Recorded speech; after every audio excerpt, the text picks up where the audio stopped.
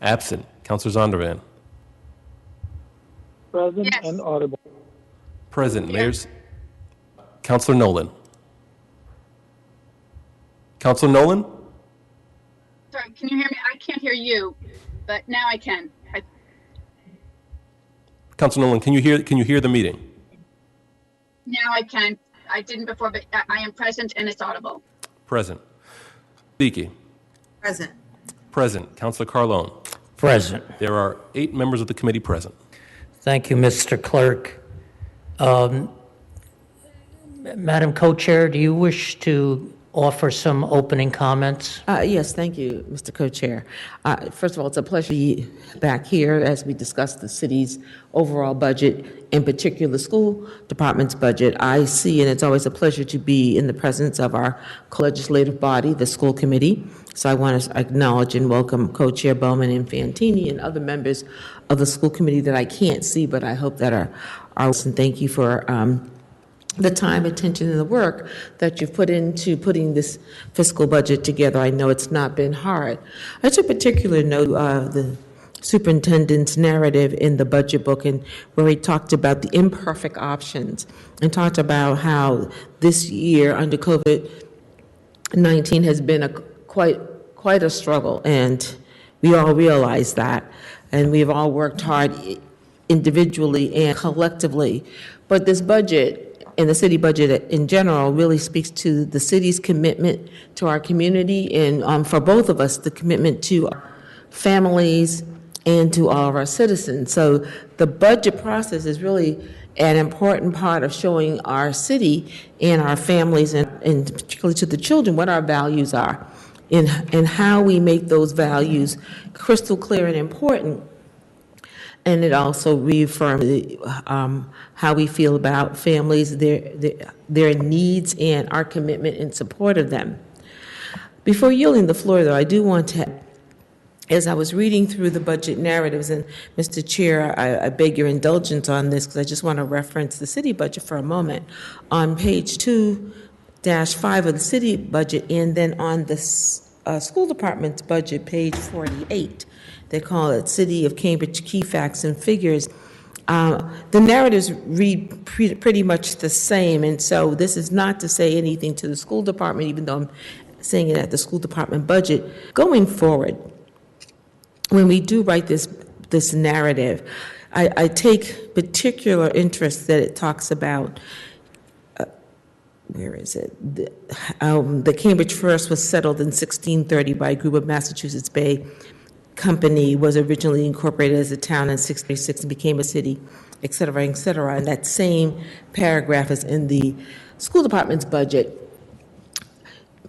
I've been going to a number of meetings, and more folks, groups, committees, organizations have acknowledged that the land that Cambridge is founded on is native land, that this is the land of the tribes of the Massachusetts, the Nipmuc, and the Wampanoag, land that we stole or cheated. And I think it'd be imperative going forward that we do not give a pro-Anglican version in our city narratives about our founding, and acknowledge that's part of our history and that's part of our story.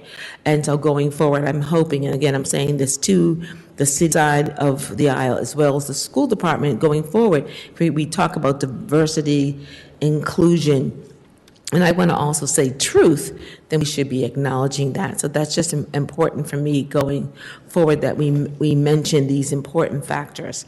I do have several questions. I'm going to yield, Mr. Chair, so that we can go back to hearing from my colleagues their questions as it pertains to the budget.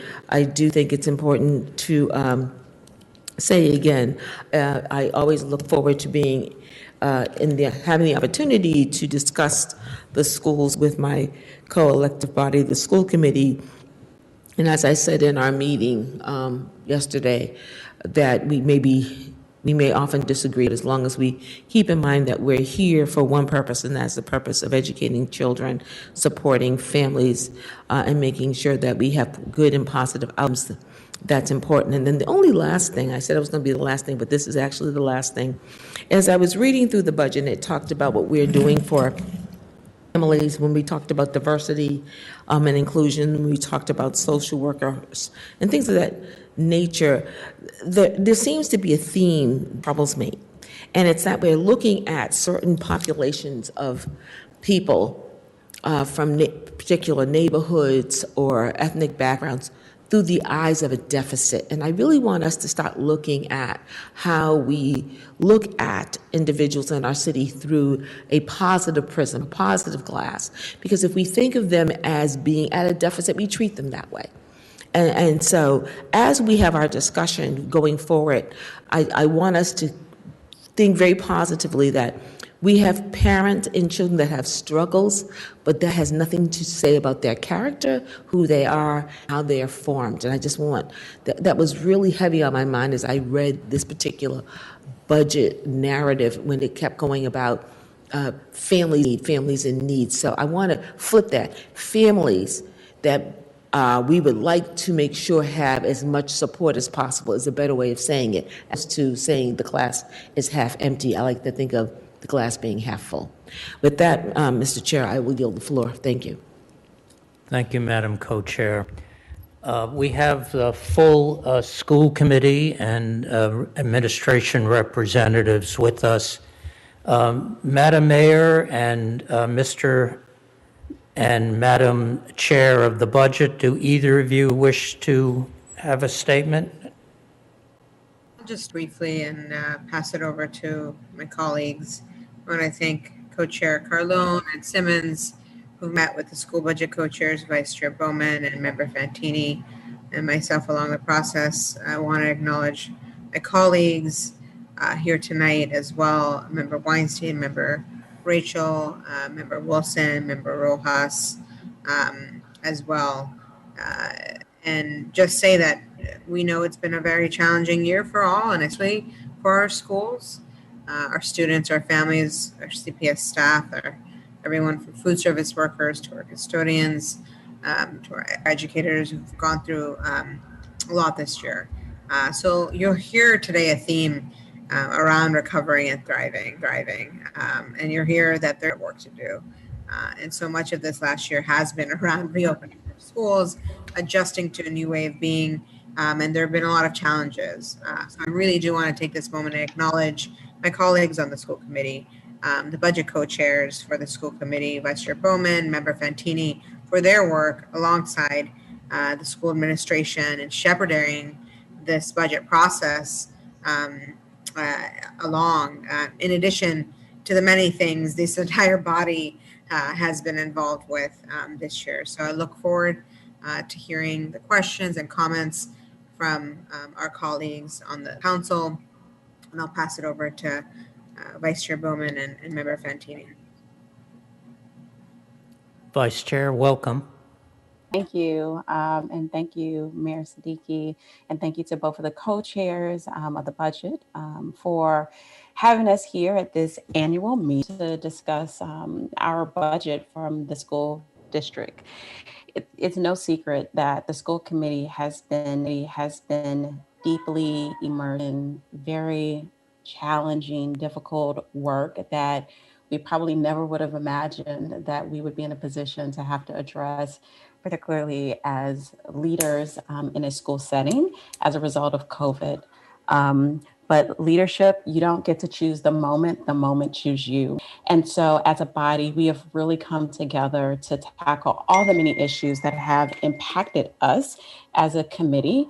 And a part of that is budget and being able to keep it on track, to make sure that we engage the public despite the challenges of COVID-19, and being able to deliver it to this body so we can have a robust conversation regarding the challenges that we have faced up until this point and the vision that we want to move forward through the context of this budget, laying the foundation for recovery and really being able to meet the needs of all of our students. So I am grateful to do this work in collaboration with my co-chair, Member Fantini, as well as the members of the school committee that's gathered here today. It takes every single last one of us to move this budget process forward. And we are really pleased to be before you today, have the conversation based on the dedication and work we did with the community to bring this forward. I'll just say one last thing. There's been a lot of pain that's come out of living through COVID-19. But one upside that came out of it was the ability to leverage technology as a tool to engage more people in the community regarding our budget. Last year, Member Fantini and I, in support of the school committee, tried to be more intentional about moving our conversations about the budget into the community. We did not get the responses that we wanted to, but we did put a first step in, moving it out of the school committee hearing room and pushing it out into the community. I'm really happy to report, because of the COVID-19 crises, we were able to really leverage a digital platform and more people were part of the process. And so I am hoping that despite all the pain that has taken place in COVID, that we're able to hold on to some of the good things, which is digital engagement, which will allow for us to have more community involvement on a really important topic, such as the budget and other issues that affect our school district. So I will pass it over to my co-chair, Member Fantini, but I want to end by just thanking my colleagues that's here. We put in a lot of hard work to bring this budget forward, in addition to all the other many tasks that were placed upon us during this year. And I just want to thank them for their dedication and commitment to the community and to our families. Thank you. Thank you. Co-Chair Fantini, welcome. Good, thank you, Co-Chair Carlone and Co-Chair Simmons. I think my colleagues have said it well, but let me just make some just really brief off-the-cuff comments. It's been a very trying year and a challenging year, but I would say what has centered the work of all of us in the Cambridge Public Schools is we've centered our students. And by doing that, we're in a place today, all of our schools are open to children, which I think is an accomplishment that most other school systems in Massachusetts or even in the country say. We did that. And I think in part our school system has become a better school system experiencing this pandemic. We are in a better place. We'll be in a better place next year with the skills we've learned on how to make decisions and the skills we've learned how to work as a team moving us forward. Our school committee, I was proud of our school committee. We knew that to center students that we had to work together as a team, and we did. And not all of us agreed on issues together, but we knew as a team we would be stronger, and that has moved us forward in a very positive way. Our leadership team has worked 7 days a week since this pandemic started. They've never stopped. They've never stopped giving of themselves and trying to do what's best for students. And as the mayor said, every single staff person we have that the mayor mentioned has stepped up to serve our children in very powerful ways. And in that effort, we've seen so much creativity from our students. I mean, at the Tobin School, you saw how teachers developed on their own, put forward, a way of teaching our students remotely and in person at the same time, which was just great innovation on their part. We had parent doctors who originally supported us in making some really critical decisions. We've had the support of the city under the leadership of the city manager and the city council in providing us the supports we needed financially for us to work through this. And we've had the really competent support of the Cambridge Health Department. And so, and there were more important decisions we made in this year than in the other 37 years I've worked on this, that I've been an elected member to the school committee. And it just has positioned us to be a better school system, to be a better school committee as we move forward. So, we've negotiated 4 union contracts, I think, through this effort. It was, quite frankly, all hands on deck. Everybody working at their best selves that has put us in this position today to say that our schools are opening, we're doing well, and we're still making decisions after decisions. And so it's with that brief introduction, I hope that our presentation, and we look forward to engaging the city councilors in some serious discussion about how our system moves forward. Thank you. Thank you, all three of you, for what you do. Superintendent Salim, do you wish to open comments? Sure. Thank you, Councilor Carlone. Thank you, Councilor Simmons, and Budget Co-Chairs, Vice Chair Bowman, Member Fantini, and Mayor Siddiqui for the opening remarks. So I'm excited to be here to be able to share the FY22 Cambridge Public Schools adopted budget. It is a budget that you'll see really centers on the objective around recovery and thriving for our young people, and does both builds on investments over the last several years, as well as looks forward on how we can lay the foundation for really important years ahead as we think about the success of our youth. And excited to be able to share elements that we've identified as priorities and key initiatives related to the budget. So our Chief Financial Officer, Claire, will be sharing her screen to be able to share the slides, and we'll be going through them, and then we'll have time for ample time for questions and discussion.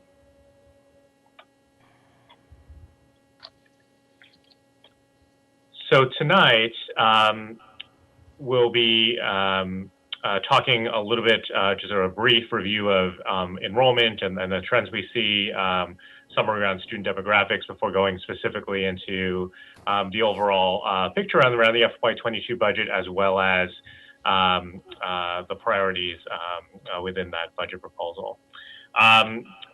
We go to the next couple slides. So, as we shared here in roundtable discussions, we have in Cambridge seen an upward trajectory of about 2%, 2.5% increase in enrollment over the last, actually now going back, this could even extend beyond the 15-16 school year to the last 10 years.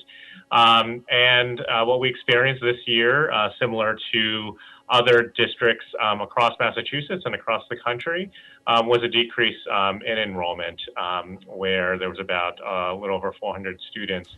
We do project going into next year that a little over half of that decrease will be a part of our enrollment in the upcoming school year. And future projections also show sort of continued growth. And as I shared, I think in our last meeting we had with the City Council, where we saw the decrease in particular this year was at the elementary and the high school, more so in the elementary level, similar again to other districts in Massachusetts and across the country, a number of families choosing not to have their students enroll, particularly in kindergarten or junior kindergarten, where they otherwise might have, because of concerns related to the pandemic. On the next slide, you see the breakdown and just comparison from the FY or school year 1920 versus this current 2020-21 school year, a breakdown in terms of the percentage of students who are English learners, students with disabilities, high needs, which is a single count of students that are economically advantaged English learners or students with disabilities, as well as students eligible for free and reduced lunch. And one thing to note is with the English learner population, one of the other trends we have seen is both due to the stricter and in many ways harsher immigration policies of the previous presidential administration, as well as the COVID travel restrictions that resulted in fewer college students and graduate students who might otherwise be enrolling their children in Cambridge Public Schools, is one of the things that we see explaining some of that demographic trend, particularly around English learners. On the next slide, we're going to jump into the FY22 budget. So at the highest level, it is a budget that is over $223 million.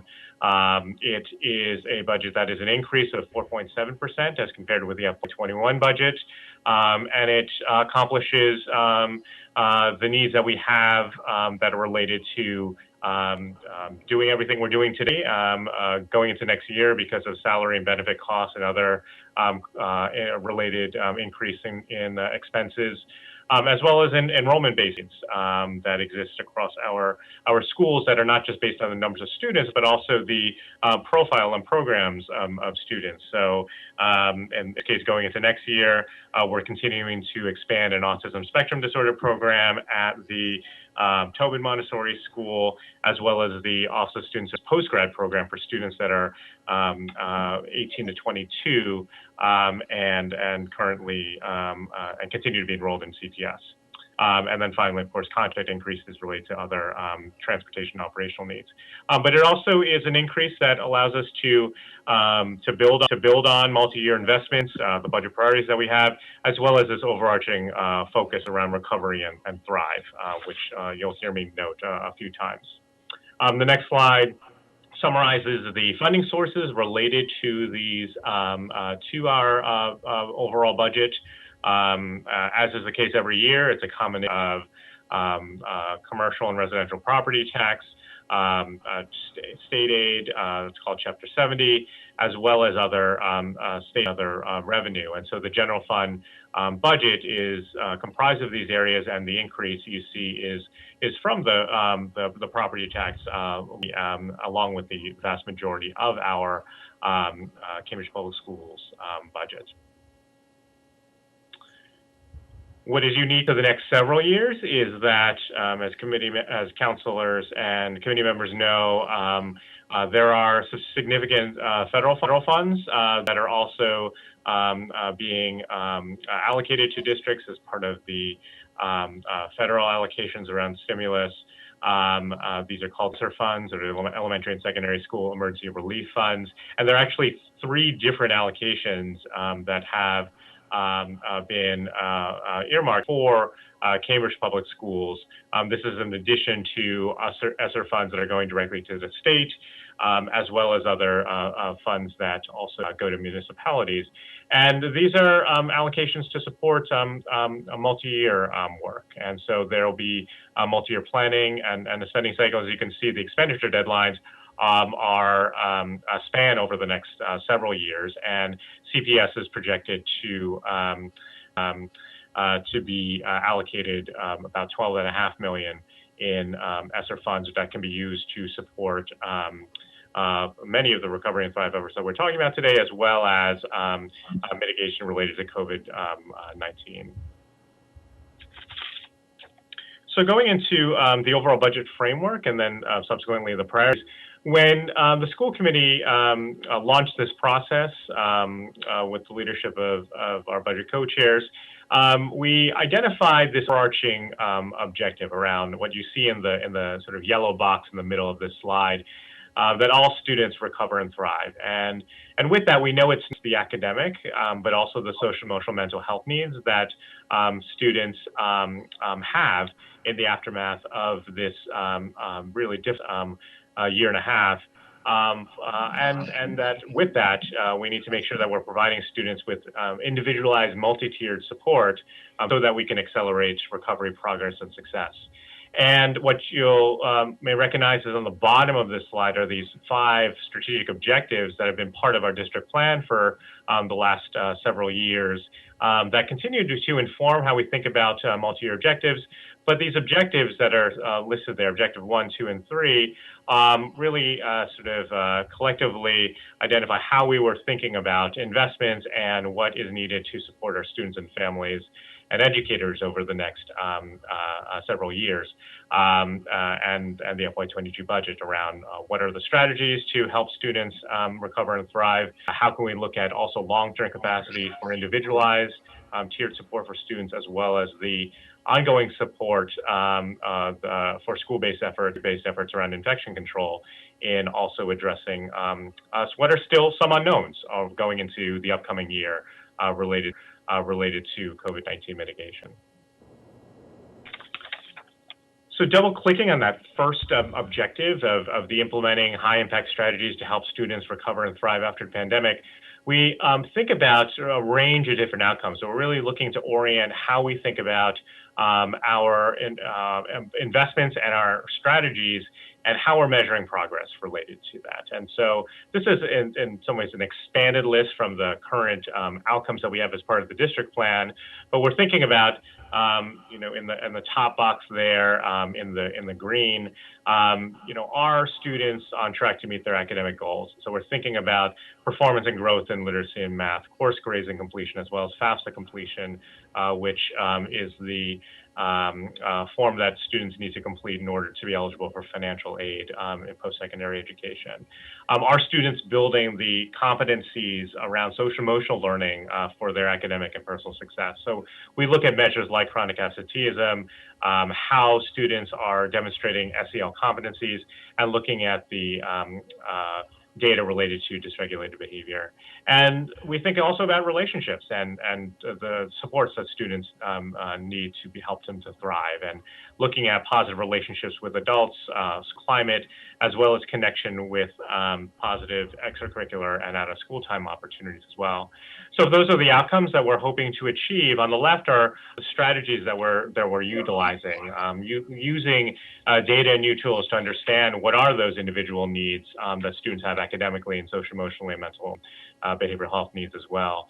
What are the strategies we need around addressing the academic, social, emotional, mental, behavioral health needs of students, and then also thinking about our educators and staff and the capacity to build the professional capacity so that differentiation can take place to meet the needs of students.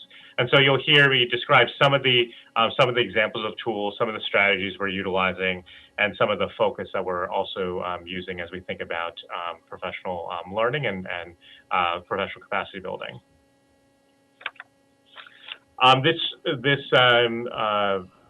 slide summarizes the priorities that you see listed on the left, and the specific initiatives that I'll be briefly talking through as we think about, how do we support our students, how do we prioritize equity, inclusion, belonging, how are we looking at expanding post-secondary pathways, supporting teaching and learning through instructional technology, and also strengthening communication, information, and workflow. Another thread and theme that we utilized as we thought about this budget was, what have we also learned in this challenging year that we want to look at continuing? Because as challenging year as it was, there was also opportunities for innovation, for looking at ways we can engage students in new and creative ways, and there's some things that we want to hold on to in those regards. So the first one on the next slide, so thinking about the individualized tiered academic and mental behavioral support for students. So the some of the budget priorities related to this include a recovery team, which is part of the Office of Student Services. With the pandemic and the closure of schools last spring, that really created a real challenge across the country in terms of the needs of our students with disabilities. In particular, the needs around evaluations and reevaluations.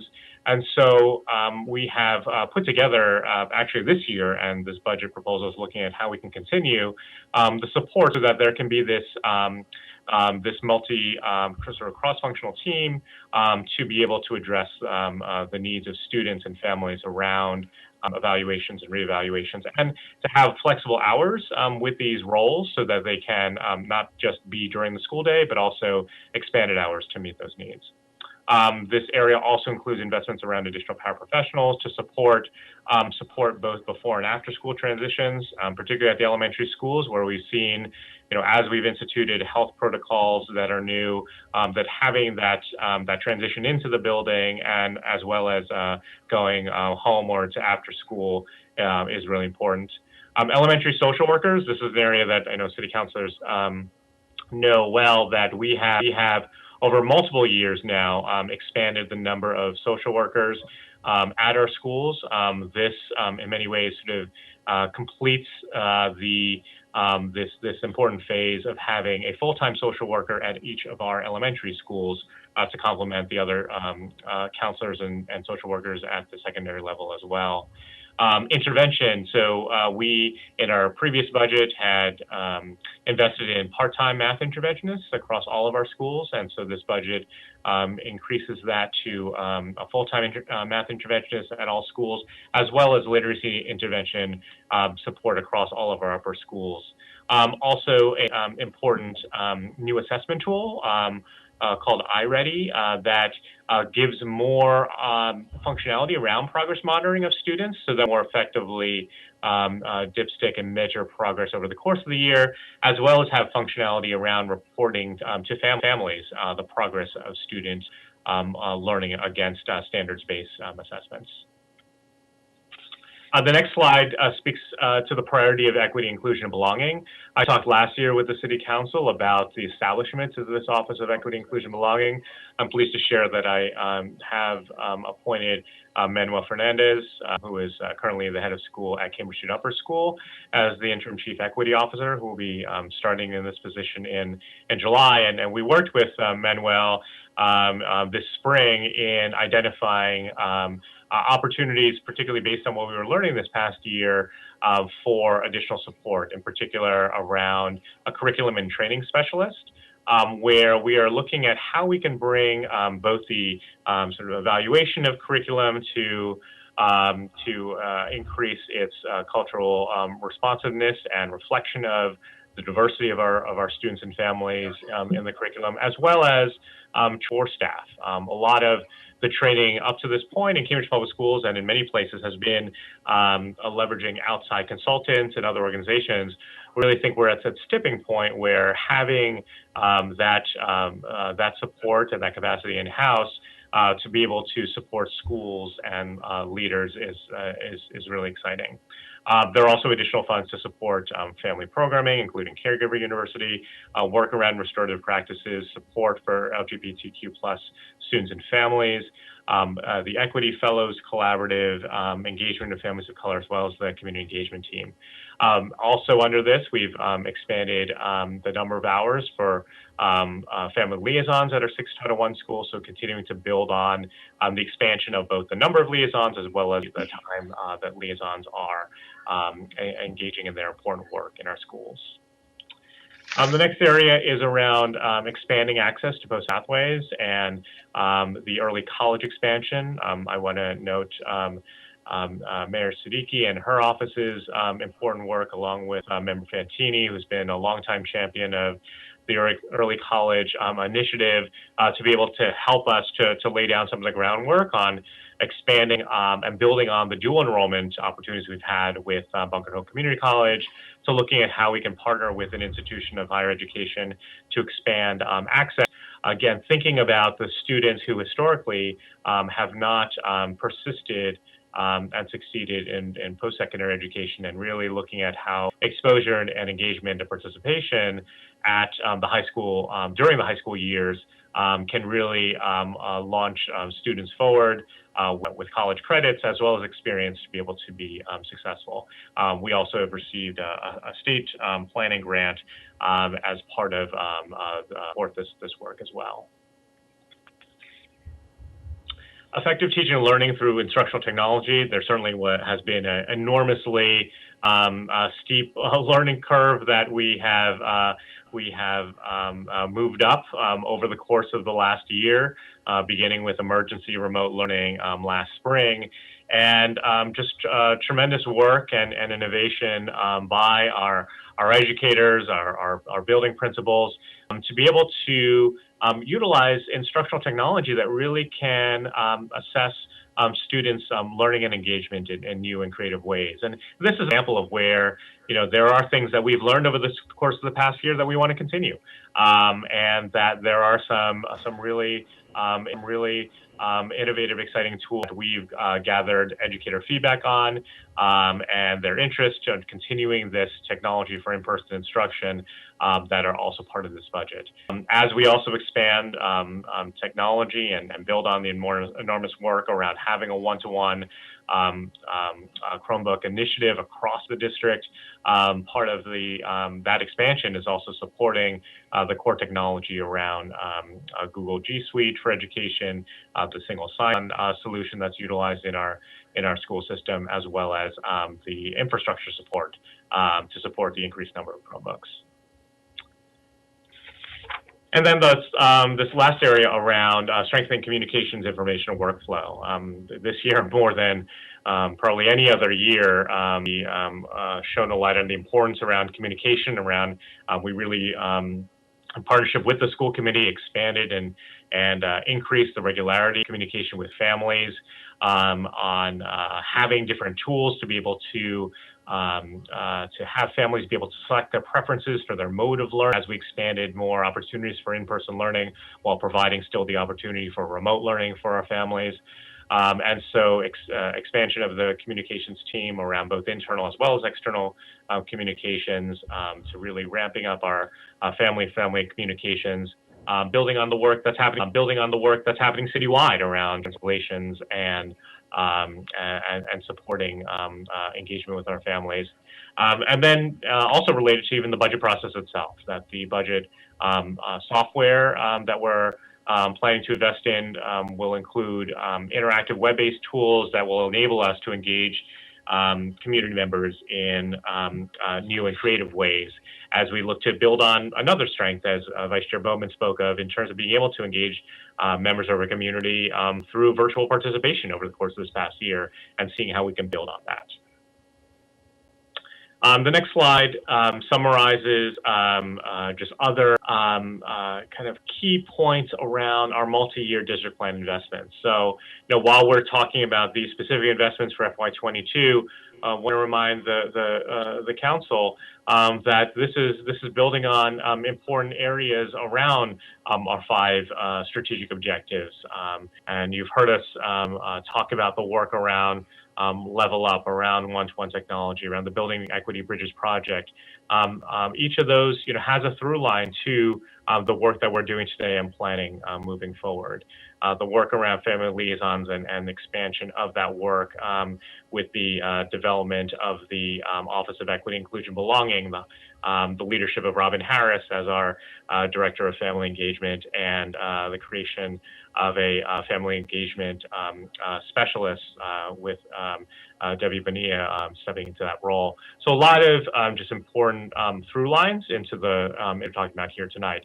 And then with engaging learning, the work around interventionists, the language-based learning disabilities program, of course, the support around the whole child. We've talked previously around the high school programming, as well as support that is happening across our elementary schools. And finally, the important objective around improvement and how we are looking always at how we can think about providing support for at the school level for those schools that need more support, as well as looking at how we're reviewing the programs. And we talked about a RISTA program review that is underway as we're looking at next steps moving forward for students' exploration around career and access, as well as the expansion around research assessment and evaluation.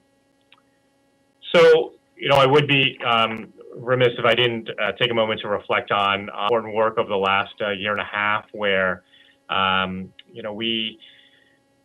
we've been through certainly a roller coaster with lots of ups and downs, with a path that had not been charted before, with solutions that were going to be imperfect. And through it all, as Member Fantini said, really tried to center the children that we serve and the families that we serve. And just so grateful for the educators, the administrators, the leaders, the families, the elected officials that have been so supportive throughout this process, and ultimately the students and young people and children in our school district who persisted through this challenging year, and I know have learned a tremendous amount and have shown their resilience and ability to adapt in a way that I think reinforced and underscored what we know is the strength of our children and how important they are to everything that we do every day. On the next slide, we In particular, just want to underscore again just how important the support of the city manager and the city council and the school committee has been to really being, I think, a best-in-class approach around our pandemic response, particularly as it relates to health and safety. It was the school committee that really helped us to focus and prioritize COVID-19 testing as a central pillar to how we met the needs of our students and staff and families around reopening of school. It was the partnership with the Cambridge Public Health Department to being able to have real strong practices around quarantine and a health and safety working group that included experts who were parents in our district who helped us really. I mean, we had sort of international experts that were Cambridge community members who helped us to identify what were the things we need to do around PPE, around ventilation, around protocols, around infection control teams, distancing, and temps, all these things that have been so instrumental to being able to enable us to get to expansion of in-person learning and looking forward to really making sure that we can build on what we've accomplished this year into the upcoming year ahead.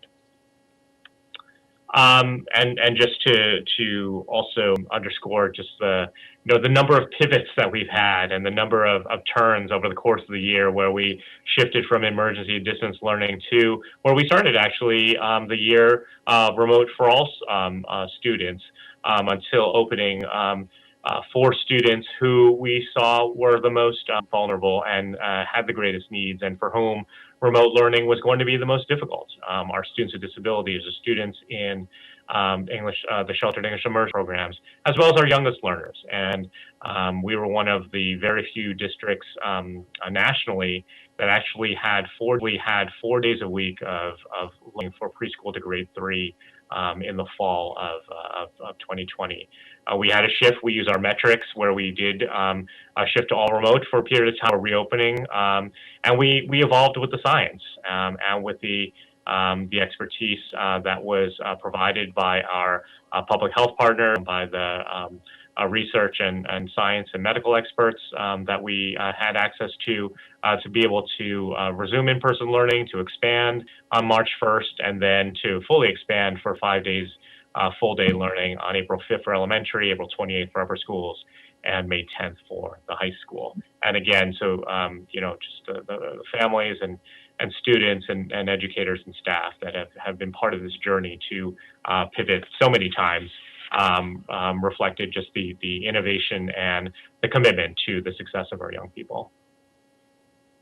And finally, looking ahead, we do see this budget as an opportunity to really lay the foundation for an important several years moving forward and building on the previous years and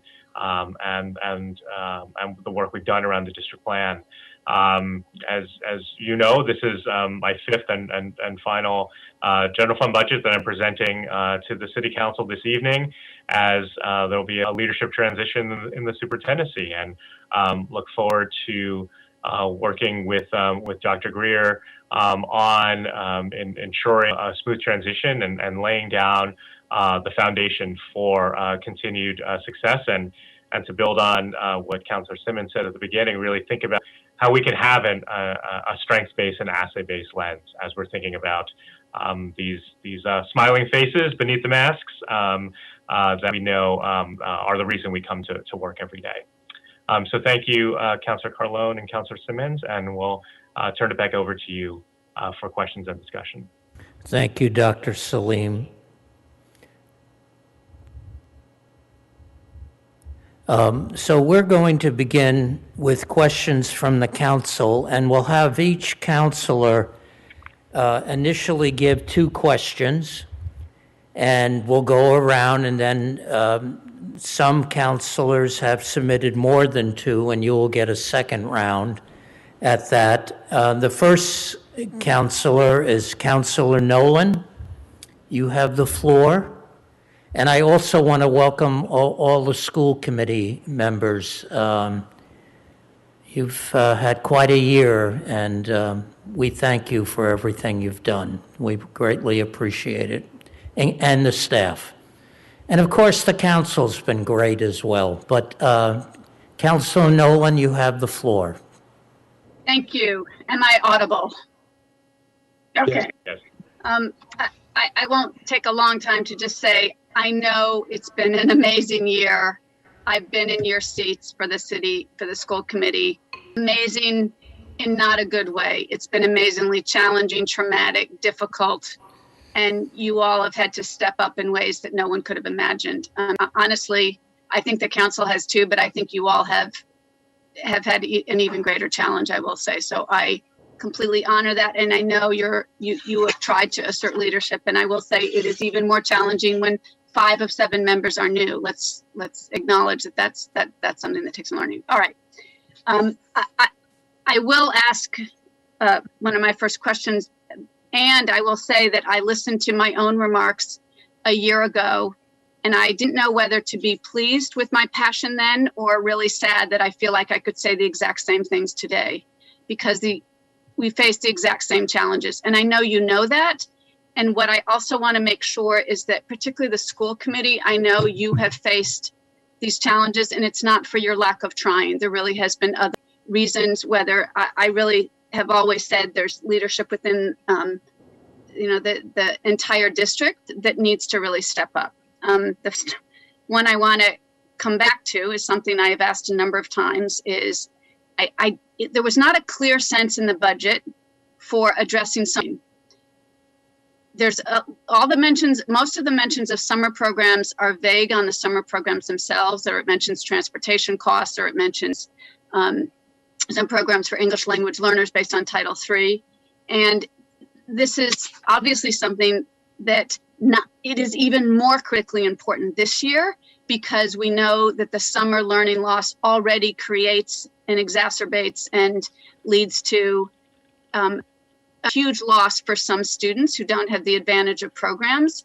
And now with COVID, it's even more so of a challenge. And if you got my questions, I don't know, did the entire school committee get my questions? Or, all right, I sent it to you and our clerk put it online. But my question on the budget is, what exactly are the plans for a really robust, high quality summer learning? And the heart of what I'm asking about is the fact that once again, when I reviewed the CRLS expectations, I felt like somebody should be fired, honestly, because there are 5 books. Every single 9th to 12th grader will get one of these 5 books. And the reading levels of those 5 books are the grade levels by different measures of either Lexile or something called ATOS are grade 3, grade 5, grade 5, and grade 7. And these are for our 9th to 12th graders.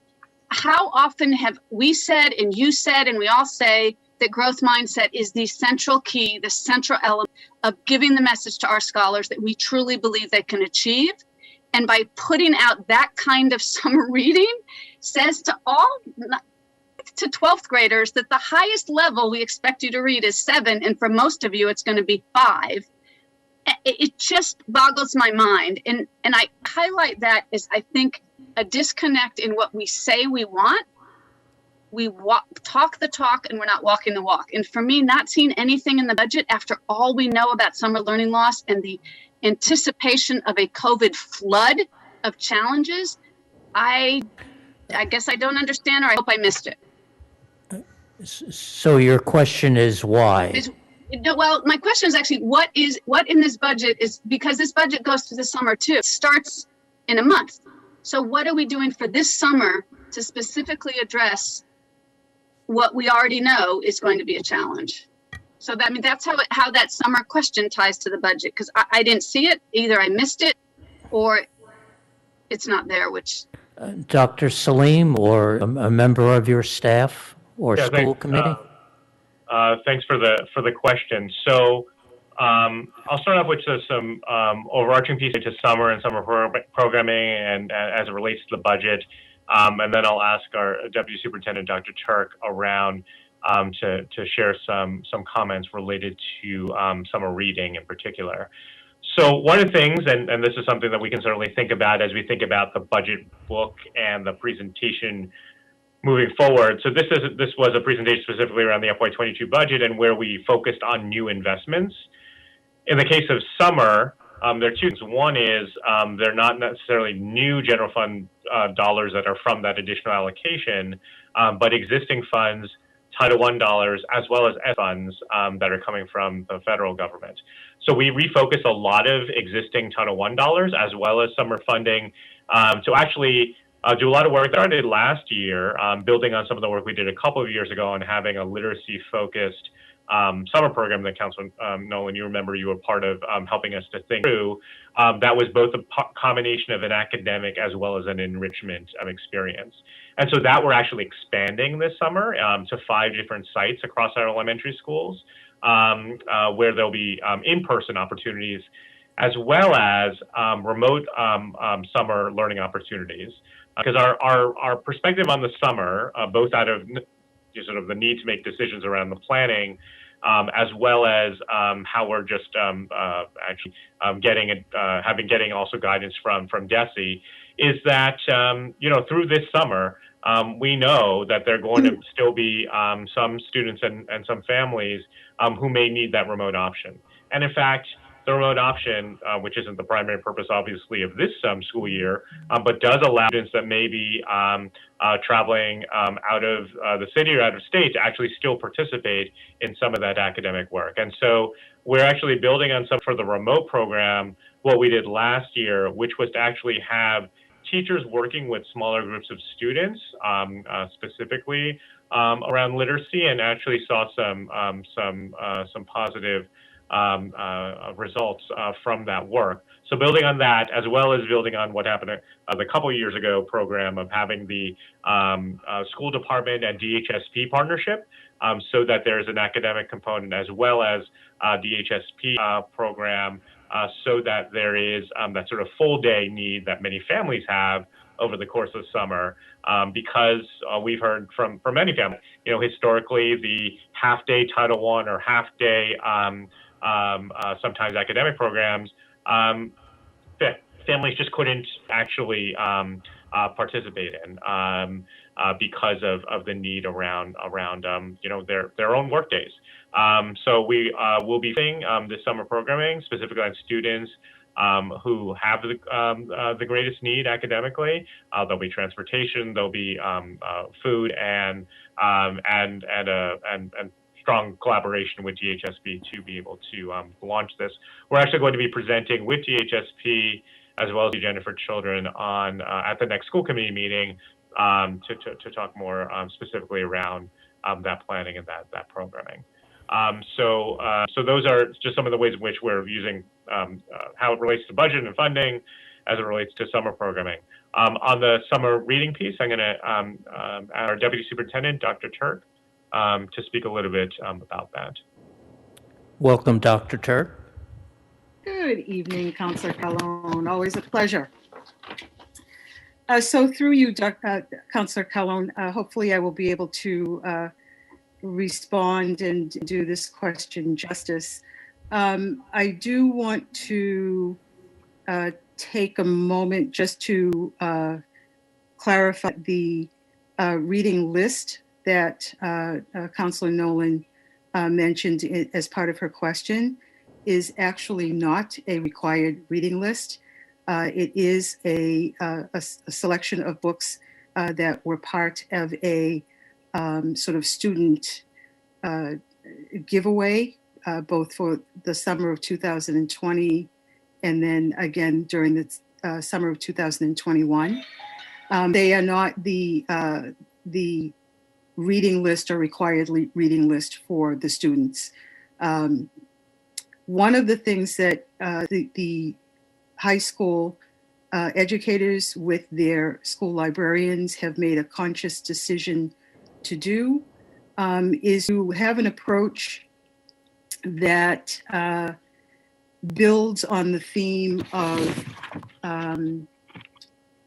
building unity through reading.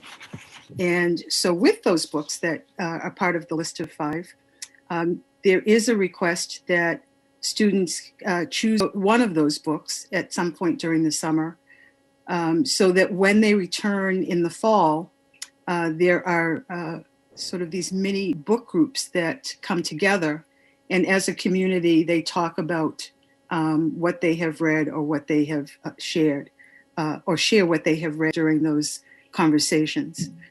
But the requirement for the reading is really books of students' choices through summer, and the deans as well as the library staff work with students prior to the end of the school year to direct them to books that would be can be found either through the school library or the on-site library, the public library, or there are two electronic access points for students to be able to have access to books, as well as books that they may decide to purchase throughout the summer. And the knows that those books will also range in terms of interest and rigor. Something I just want to mention is that with the Lexile measurements that were mentioned, that the Lexiles in any discussion that one might have about use as a measurement, Lexiles typically measure word difficulty, and it is really just one part of what is considered when educators are looking at a selection of books for students. And it's really very much a quantitative measure. The other piece that is always a consideration, and this is for any grade level, is much more qualitative. And it has to do with content or themes or maturity level. And I mention that because it's not just looking at a Lexile level that say, and I will say that yes, Lexile levels do have a corresponding grade level, but looking at just at those in isolation to give a whole story or a whole picture. So for example, you might have a book like Of Mice and Men, or The Grapes of Wrath. Both of those books actually have relatively low Lexile levels, but they would never be recommended for our youngest students because of the complexity of the material that is associated with them. So there are several pieces of the sort of the puzzle that are put together in terms of selection of books. So I would agree that yes, there is a range of the books that were listed as part of the book giveaway, and there is a range from probably what would be considered a 4th grade level to a 12th grade level. There are also there is also differentiation in terms of the complexity, and I would hesitate to just look at that only in terms of Lexile or only in terms of grade level. And again, that is not a required reading list. It is something that students may choose from for the community part of their requirement, but it is not the required reading list. Thank you. Counselor, did you wish to further comment? Yeah, thank you. And I appreciate that. And I know, Dr. Turk, you and I have talked about this a lot in the past as well, as long as Aline. I know there's a complexity of content that's different. And yet, for us to have a list, my understanding is these are still books. There will be one given to every student. None of them are at a grade level of complexity. Again, it's all about walking the talk of growth mindset and of sending the message to scholars that we truly believe they can achieve higher. So again, this is in the context of all of the summer because it's a critically important time for us to consider. And I appreciate you working on it. I still, if that's not the only measure to use, fine. Then let's make sure that's one of the measures we use. And then there's some other measures as well. This can be a both and that we expect much, much higher level grade level. I mean, we expect at least a 9th through 12th grade level, especially if 12th graders are being asked to read a graphic novel that's, you know, at a 3rd grade reading. It's not sending the right message. And I appreciate all the, I appreciate that the summer programs were not listed out in the book. I do hope that there's actually outcome measures attached to it, because in all of what Dr. Salimi mentioned, and with Camp Summit and others, I haven't ever heard an articulation the expected outcomes are, which I think should be in a future budget. I can move on. My second question also relates to outcomes. I realize you couldn't perhaps update some of the outcomes, and yet, as we talked about last year and as we've talked about for years, for literally 15 years, we have had a goal of having all of our third graders read at grade level. This has been an explicit target, but we haven't had accountability to match to it. And it's very similar with eighth grade algebra. Starting in 1992 was the first time I ever found a requesting a plan, the school committee, to implement a full year of algebra, probably following the 1990 commendation for the algebra project at the King School. So the question is, in this budget, there's many outcome measures tied to various programs, or there's many aspirational things, but are we explicitly stating that within 2 years, so current first graders will reach literacy, all of them, no distinction between color, flavor, background, reading at grade level within 2 years, and will all eighth graders, without distinction, be at grade level? Or for me, it would be passing, simply completing algebra, but either one of those measures within a couple of years, which has been a long-standing measure of the district. Doctor? Yes, thank you for the question. So, it's a goal of every educator and administrator, and in any classroom and school, to have students succeed. That is the work that happens at an individual level, and we certainly look at how we can really try to meet students on where on what their specific needs are, and the focus around thinking about individualizing support for students is related to how we use supports like interventionists, coaches, and others to be able to identify student need, and also to then provide the appropriate intervention. I briefly mentioned in the presentation the iReady assessment tool, which is something that we've had some discussions around for particularly, actually, within this last year, because of the importance of having screeners and having that information on a regular basis of how students are doing. We did use what our current tool is, the FastBridge screeners, this year, but there aren't as robust progress tools as exist with the iReady platform. And so so we are using screeners both to identify students that have the academic needs, and then also connecting to your first question, then identifying those students for the summer programming to be able to leverage that time as well. This year, another important effort, in addition to the small group instruction that I talked about as part of not just last year, but actually that continued through the year with remote learning in our schools, in many cases where schools actually organized schedules so that teachers were able to work with small groups of students and actually see a lot of progress growth. In addition, at a district-wide level, have done a lot of work around the screeners related to reading difficulty, including elements of dyslexia.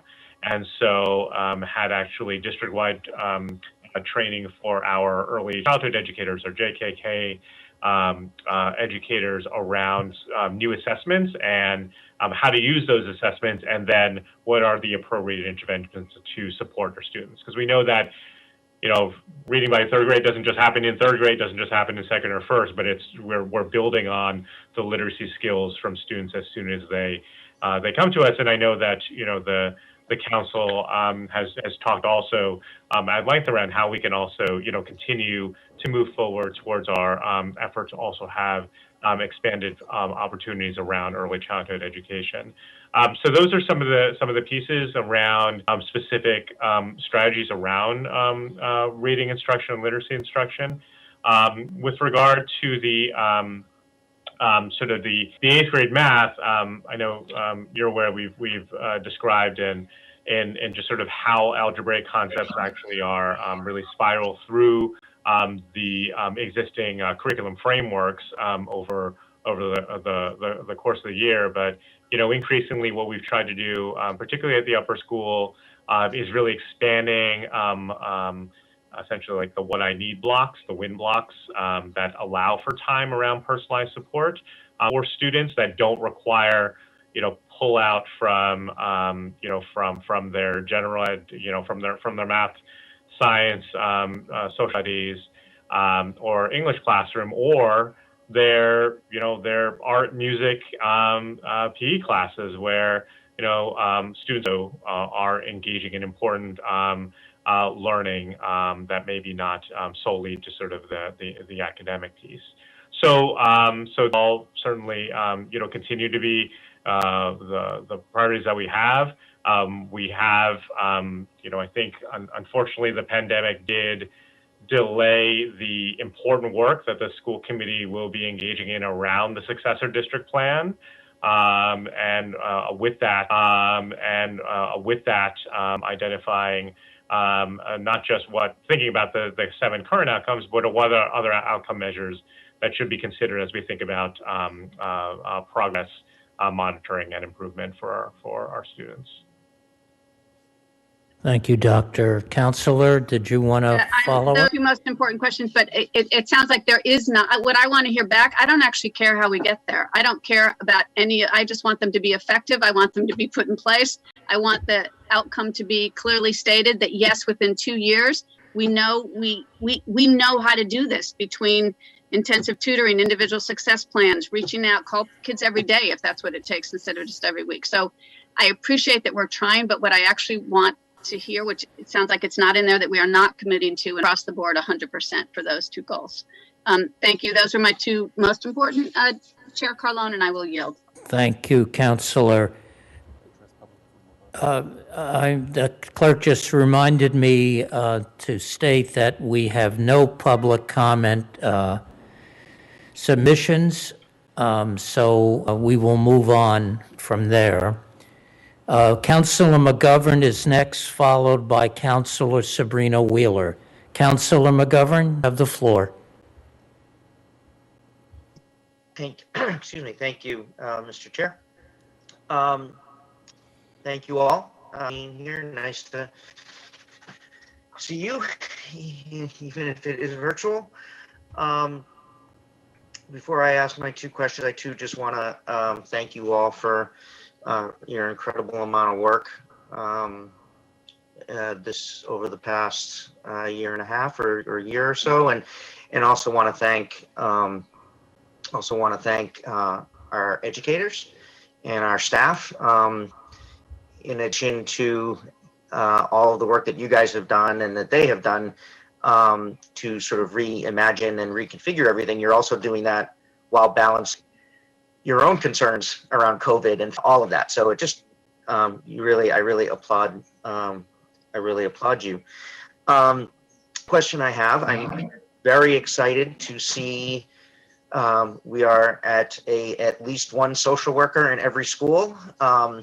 I did for a couple reasons. 1, because I know the value of that, and 2, because I can now stop badgering you about it every year at the budget, because we're there. So it's great. My question is about support for them. I know that, and not just emotional support and sort of support, but we have Alice Cohen, who is, and I forget Alice's title, but sort of Alice has been a one-woman show for a long time, and I did not see anything in the budget or to any kind of assistance that she might be getting. And again, maybe I missed it, but I know she does a tremendous amount of work supporting all of the professionals and social workers in the district, and I'm just wondering if she needs more support. Counselor, I think She we. did not ask me to ask that question. Counselor, I think we got that entire question, but just know your bandwidth is low, and later on in your Hear second, me? we can hear you, but it felt like you might not be able to complete the sentence, but we got it all. What I'm saying is that you might just check your connections during the answer. I've already had to log off and come back in, so maybe I've already done that once today, so I'm having some issues. But again, the question is just about support for our social workers, for Ms. Cohen. Great. Councilor McGovern, just through you, Mr. Chair, Councilor Please. McGovern, you might want to turn off your video. They may improve the quality of your audio. Okay, but we did get the question. Dr. Salim? Thank you. Thank you. Yes. So thank you for the question. So starting off, we certainly are also excited to be able to have this what has been I think a theme through a number of areas of a multi-year expansion, in this case with the general education social workers. This is, as I think certainly many counselors know, in addition to a school-based adjustment counselor at all of our elementaries and school psychologists, and some of those, while their caseloads may be supporting predominantly students with individualized education plans, are also part of the supports that are at the schools. So you are correct, Councilor McGovern, that Alice Cohen, who is our lead teacher for social emotional learning, is a key leader on the team who convenes the social workers across the district. However, over the course of the last several years, we also have made other investments and expand around this area, including a role filled by Aisha Hurry, which is a district-wide social workers. We've also, particularly this year, in looking at how we can focus our work around social emotional learning and mental behavioral health, areas that certainly have been a significant focus for the school committee, looking at how we can have stronger alignment and integration across departments. And so we've actually had a team, really kind of an SEL team that's not just Alice and Aisha, but also Jamie McCarthy, who oversees health, Jenny Flynn, also who's involved in wellness. So there's a whole team around supporting student wellness, as well as Robin Harris and Hurl with Family Engagement of supporting that work, along with our Research Assessment Evaluation Director, Jen Amagon, and the entire teaching and learning team that is part of that support with Dr. Turk, Dr. Bingus Brown, Dr. Giddens, Dr. Madera, and Dr. Morgan as key pieces. We also just take this opportunity to highlight that we are part of a statewide academy that's focused on social emotional learning and mental behavioral health. That's part of a engagement that also includes technical assistance from EDC that also provides some external support for our work. When we're thinking about the upcoming year and the work that social workers as well as school teams will be doing, it will be centered not just around the direct student supports, but also how do we continue to build the capacity of our classroom teachers to support SEL competency. So a lot of that work around relationship building, engagement, connection, family engagement, that are part of things like the morning meeting advisories, those tier one experiences that we know are really important as a foundation, as well as an analysis of student support teams and coordinating the health teams across our schools as well. Thank you, Mr. Chair. Just a quick follow-up, because I think the mental health and emotional support is going to be so much more important. We used to fund some slots at the guidance center for our students because the waiting lists for outside therapy and support are just incredibly long. Are we still doing that? And is there any thought to expand that if that's at all possible? Because I think we're going to see, once kids come back and we actually have real eyes on them in 3D, we're going to really start to identify more and more kids who need support. So are we still doing that? Do we still have money for that program? And if you thought about, I don't know what their capacity is, but expanding it, maybe even with other therapeutic organizations?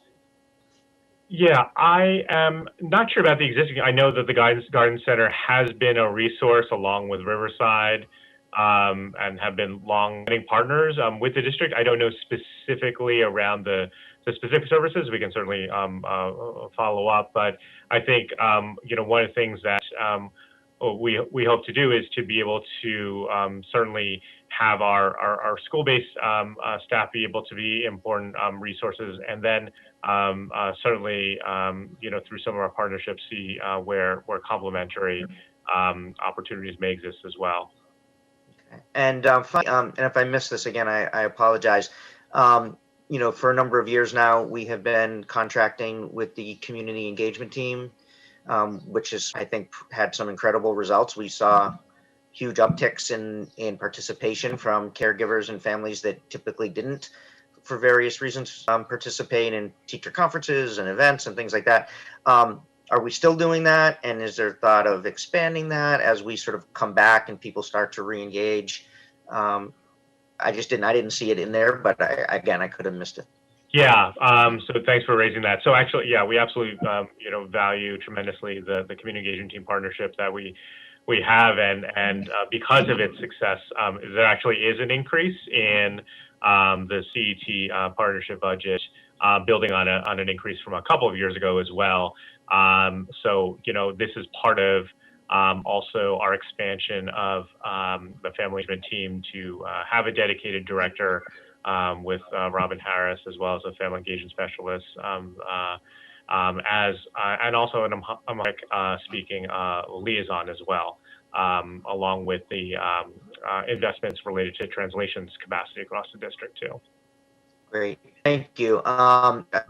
Those were my questions for this round. If I don't get to come back, Dr. Salim, thank you for your service, and as you go on to the next chapter of your life, the best of luck to you, and I appreciate your work. Thanks, Counselor. The next counselor is Counselor Sabrina Wheeler. Counselor, you have the floor. Thank you, Mr. Chair, through you, and thanks for convening this meeting, and thank you to our colleagues on the school committee for all the work they've put into this budget. My question, first question to Dr. Salim was a topic you covered a little in your initial presentation, and that was learning from the pandemic and seeing what we can take from it going forward. And a big piece that I was impressed with the school systems response in the early days of the pandemic was how quickly we got remote technology out to students, the Wi-Fi hotspots, the thumb drives to students. And we know that students, even before the pandemic, didn't have technological access, a lot of them didn't have access to broadband. In addition to sort of the overview you gave about ensuring remote technology, can you talk a little bit more specifically sort of how that's going to be managed coming out of this school year, going into next school year? We're maintaining access for students who will be back in school, but may still need internet access or struggle with it to do homework, to do research on their own, to really engage in the way that 21st century education demands. Yes, thank you for the question. So, last year saw the opportunity for us to expand what had been a one-to-one initiative for grades 3 to 12, and actually then expand to the entire district, preschool to grade 12. And so that expansion of that, take-home one-to-one initiative was something that was done for remote learning. Going into the next year, that one-to-one initiative that had actually just been for the high school for take-home is now going to be also for the upper schools.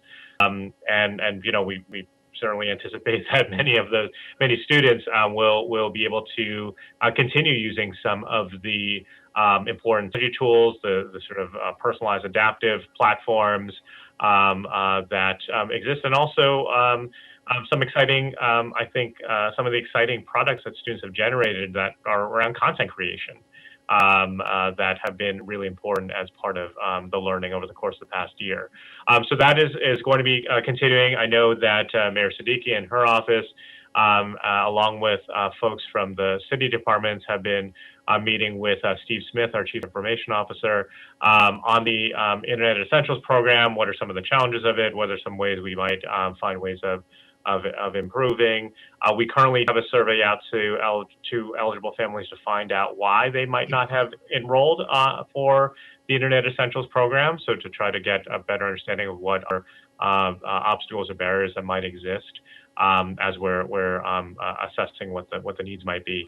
We do have something called the Tech Goes Home program that a number of our liaisons that are involved in as well, that also do support the needs of our families, where families that participate also get a laptop for their home use.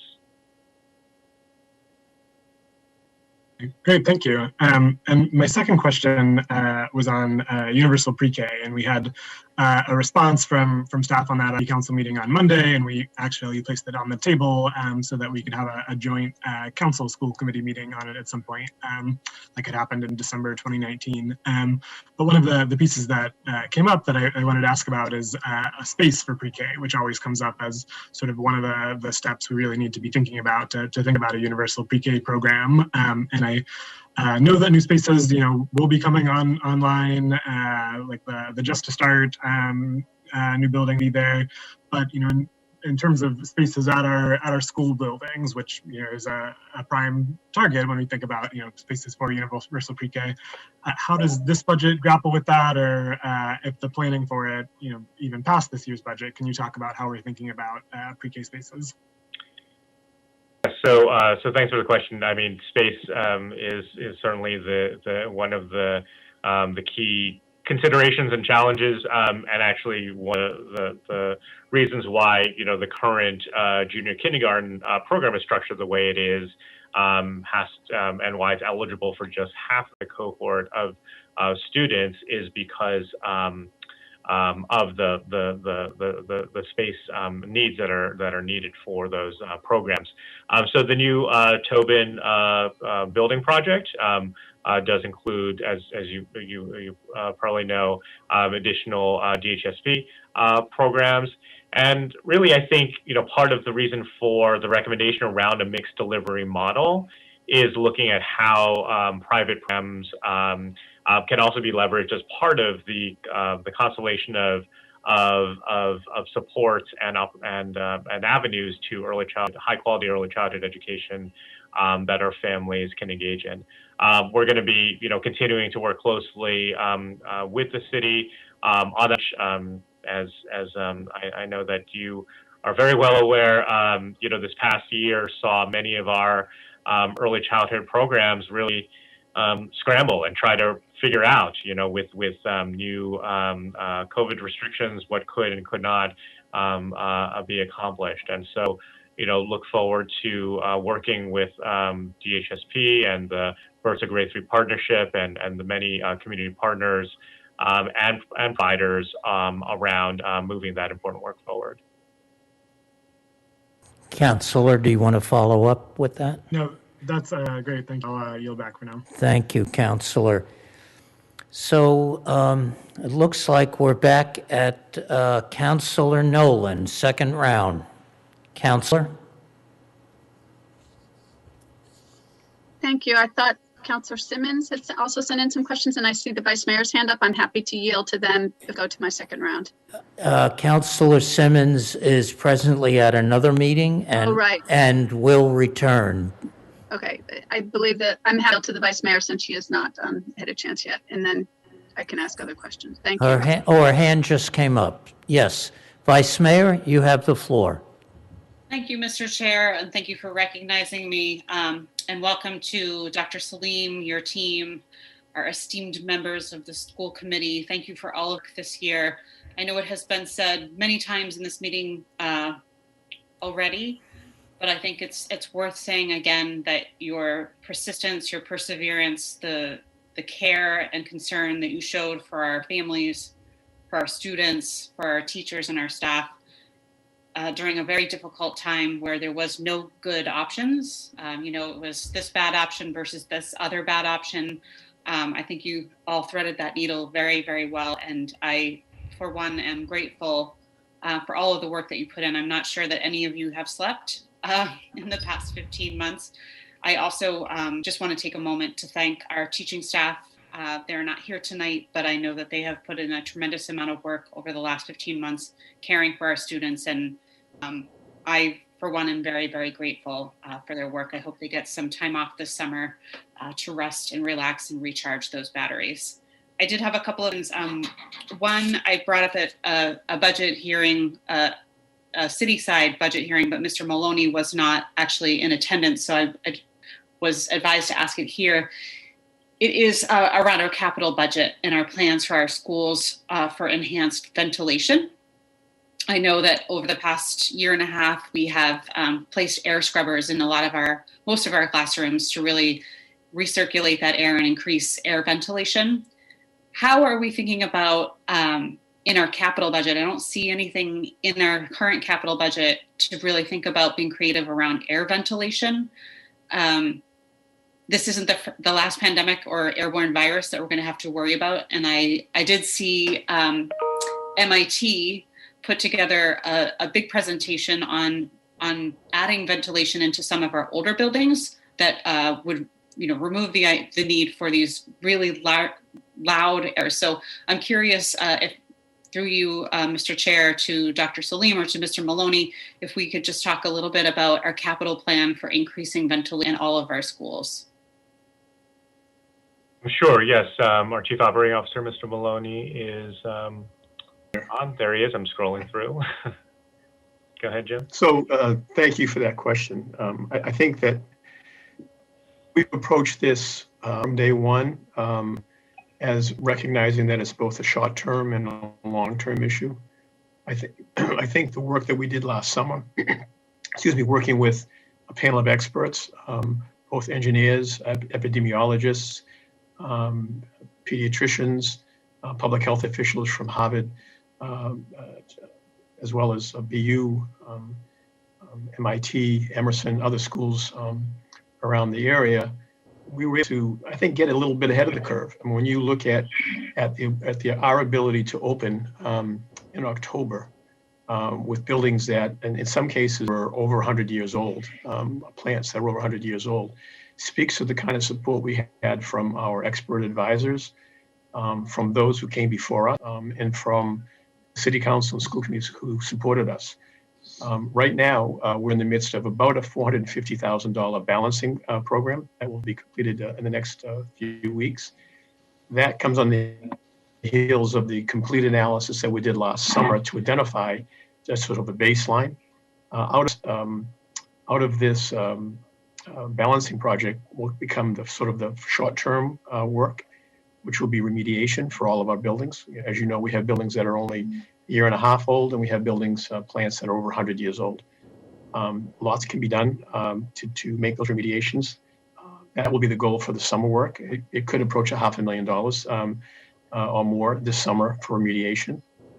And then for longer term, we'll be sort of we'll be engaging the engineering firm next to work on specific buildings, perhaps the Longfellow building, which has one of our lowest natural rates of exchange air, and perhaps this Cambridgeport. One of the things we learned in working with pandemic experts who work around the globe, quite frankly, creating pandemic resilient buildings, was that some of our older buildings, such as the Cambridgeport, were built with pandemics in mind. And in fact, it's interesting to know, and I mentioned this in a school committee meeting, and I hesitate to say this and jinx ourselves, but Cambridgeport, which I had on my list as perhaps our most problematic school a year ago, when the architects who work on pandemic resilient buildings met with us, they said we may be pleasantly surprised.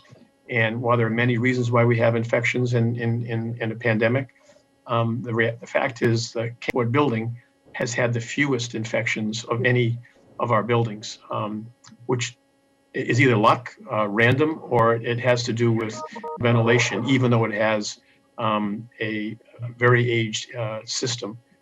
there. So we have a short term, which is the current $50,000 study, rebalancing project, which is identifying deficiencies. That will lead to about $500,000 worth of work this summer short term. We will then move to a midterm, identifying 1 or 2 buildings. And then we will be identifying a longer term capital. I can't tell you how difficult this project, this work will be, both from a financial standpoint, which is really not the biggest issue. The biggest issue will be our capacity to do the work in buildings while we're occupied. As you know, our goal right now is to vacate the Tobin building and get that project off and running this summer. But we're also had some discussions with preliminary discussions with Mr. Kale and the finance team about a longer term feasibility study for a few more buildings. So we're pretty confident that we'll continue to address it. We're looking at such facts as ultraviolet germicidal lighting, which helps zap the viruses in the and we're looking at the possibility of those being installed directly into univents. So there's a lot going on. Is it going to happen overnight? No. Can it happen even in 2 or 3 years? No. But we're pretty confident that we are moving ahead. And of course, we also have a number of buildings dating back to the 90s that have excellent natural air exchange rates. And we've also learned that fresh air through windows can add at a minimum 2 exchanges per hour. So that even brings into mind the question of where we'll be going with the HEPA filters going forward. But I don't know if that's your question, but that's sort of an overview of where we're at, short-term, medium-term, and long-term program. Thank you, Mr. for you. It does answer my question. I wanted to make sure that we were investing some serious money into, making sure we are ready for the next pandemic or an airborne virus. It's funny that you should mention the Cambridge part because the MIT project revealed that there's a chase in the middle of the building that helps with air exchange. And so it was really interesting that the school department had sort of engaged them in that process and that project, because I think it really shows that we're forward thinking on how to really address this issue, knowing that some of our buildings are very, very old. I just wanted to ask a follow-up question. You said the Longfellow School had the lowest air exchange rate, the Longfellow School on Broadway? That's correct. So given that the Tobin School will be moving in there in September, there's obviously some work that needs to be done over the summer. You're confident that work will be done over the summer and ready for those? Yeah, I mean, we'll be doing remediation. Will it go without any mitigation to 4? No, but I want to point out that many of our buildings don't. We had this discussion with the buildings and grounds and with the Tobin parents earlier. The fact of the matter is many of our buildings, the current Tobin is only at a 1.7. They'll be going into a 1.3. So it's not like there's a huge drop. And I would point out that the Tobin is a building that has had a horrendous history of air quality issues going back almost from the day it opened. And also, I know there's been some concerns about outdoor space. We feel that the outdoor space at the Longfellow is equal to or greater to places such as the Cambridge Port, a school of Fletcher Maynard when you take out the roof, and other schools that are about the same. So while there's no getting away from the fact that the Tobin has a lot of outdoor space right now, the outdoor space that they will have in their temporary quarters will be equal to or greater than some of our existing schools. And students will be fine. As I mentioned, the Cambridge Port, we've gotten through a very tough pandemic year there and had very few cases. Again, that may or may not be the result of outdoor space and quality. I also think it's important that people know that. I mean, I would remind people that we opened, and I think a lot goes to the school committee, to the city council for its support, to our principals, to the unions. We opened in October, 4 days a week for our mobile students. And a lot of that had to do with the work that we did in engineering. In fact, on Friday, we've been asked to present at Dr. Danielle Allen's national seminar on engineering upgrades. And we'll be pointed out as a school district that got ahead of the curve last summer through the work of our advisory group, the work of Chair Jose Luis's Buildings and Grounds, the work of the other 2 members of that, Member Bowman and Member Fantini. So I think we as a city have a whole lot to be proud of in the ventilation work that we were able to get done this year, and a whole lot to look forward to in the next few years as we continue to tackle that issue. Okay, thank you very much. Through you, Mr. Chair, my next question is about the risk assessment that we are currently undertaking, taking a look at our RISTA programs where programs could be enhanced and what programs are missing. Do we have a timeline from when that will be completed? Yeah, so unfortunately, this was a program that we did talk about for this year, and because of the fact that we were only able to have in person a subset of students in a couple of programs for the majority of the year until we had the expansion on March 1st, that it didn't make sense to do sort of the in-depth review that we had planned for, and also it's worth noting that a number of just even organizations that typically are involved in doing this kind of work also had put a pause on their work and doing these types of, particularly the in-person visits that are really important for doing some of the assessment, particularly around facilities, as well as the programming and students. So we're currently in the first phase that will include an analysis of the current programs, student outcomes, stakeholder surveys, not just of current students, but also former students, partners, as you know, they're advisory boards for each of the programs. And so getting the input and feedback from those folks, from staff, from families, as well as from our students as they think about sort of their interests and what they look forward to in high school and the types of learning. So that kind of like perception of career tech and RISTA is something that will be that we're currently in the process of doing. Some of the subsequent phases that will be launched in the upcoming year will be that facilities review, the workforce analysis against program offerings, so seeing sort of the matches around credentials and the sort of the job market analysis that I think would also be really interesting to see in this dynamic period, also in the aftermath of the pandemic, as sectors of our economy have also shifted as well. There'll also be a landscape analysis of peer programs and regional programs. There'll be we're also looking at actually having a task force that we're tentatively calling sort of the Future of RISTA task force that can also be involved, so that it can be a multi-stakeholder a group that can be part of that review of the data and analysis to then lead to recommendations moving forward. So thank you, Mr. Chair, through you. I guess I didn't really hear a time in there. I understand that, it was abbreviated or put on hold because of COVID, like everything else. But what you just described, is that a 1-year process? Is that a 2-year process? It's a process that has launched now and through through next year. I don't see it as being there could be multi-year aspects where we want to incorporate just some of the regular review of the program, but sort of the main kind of body of work that I described is really the aim to do that in the first semester of next year, so that if there are any recommendations that might have budget implications for FY23, that it could be those recommendations could be made to inform that.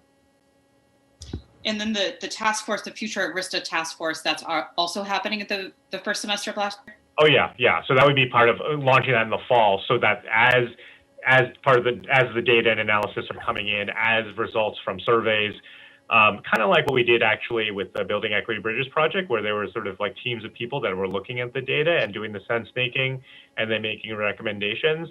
We're really looking at this as being sort of a way of having a multi-stakeholder group being able to give that perspective.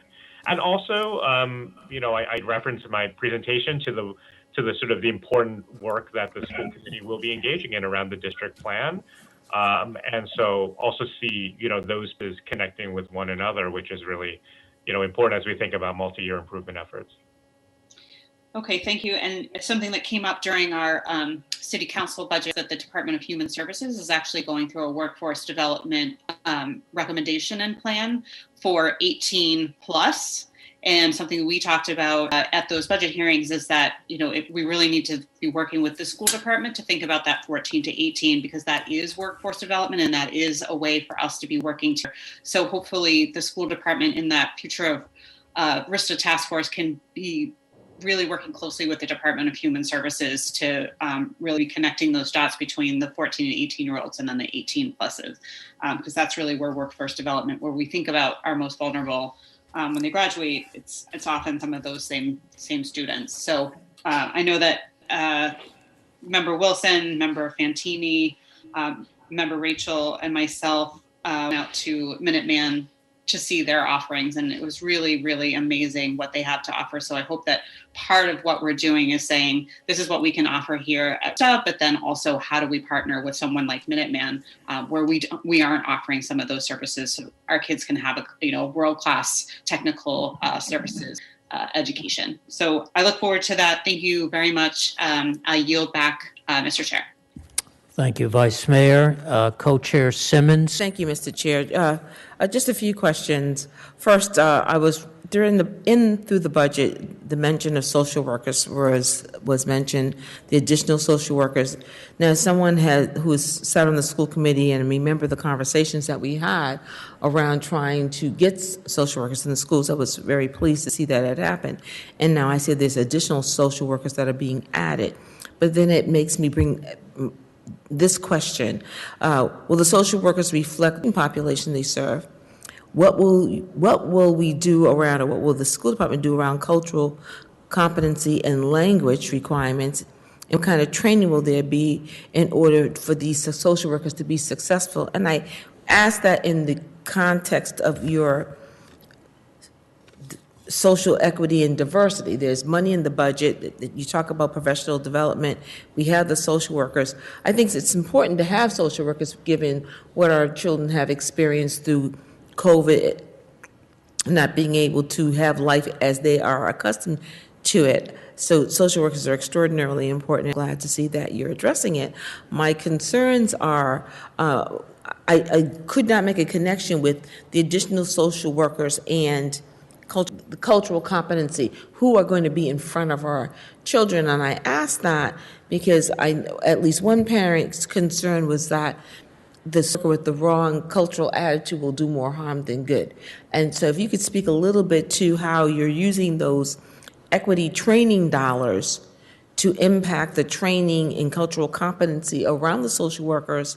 And because it didn't speak to, it just said more social workers, and I don't know currently if the social workers are of one cultural perspective or the other.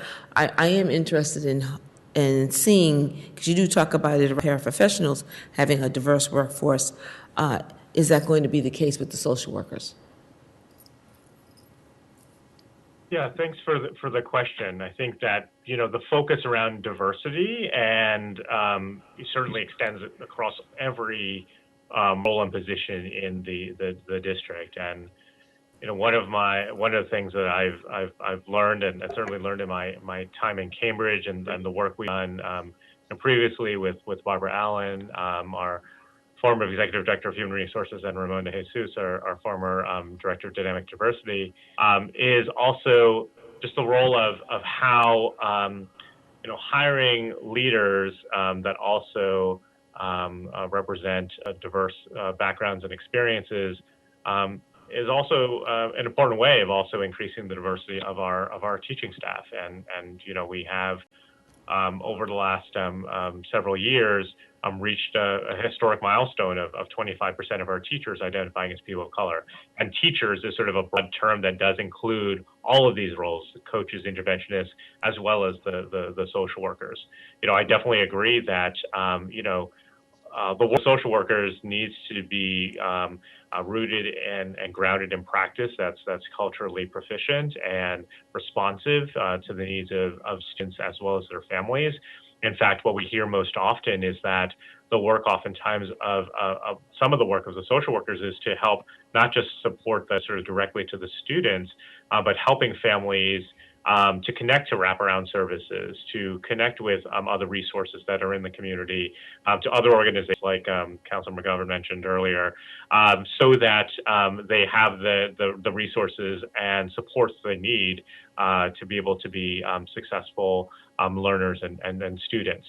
I would say that one of the things with our social emotional learning work, I mentioned earlier the work of Alice Cohen as the lead teacher in bringing those social workers together, but also as we are working across departments so that not just the social emotional learning team, but also the family engagement team is also really involved as we think about advancing this work, and that Robin Harris and her team, along with the family liaisons, are also can we think about the team of folks that are supporting the wellness of students so that they can thrive academically. So those are some of the things that I would say also just from a hiring standpoint, one of the things that we have done is we have a dashboard that's on our website. We also, when we work with individual schools, they are given information to see sort of where they are as it relates to our overall district target related to diversity and the percentage of staff that identifies people of color, as well as where they are, and so that is something that we are focused on from the hiring front. Into the training aspect of it, with the establishment of the Office of Equity, Inclusion, and Belonging, and with Manuel Fernandez stepping into the Chief Equity Officer role, that work around training is not just for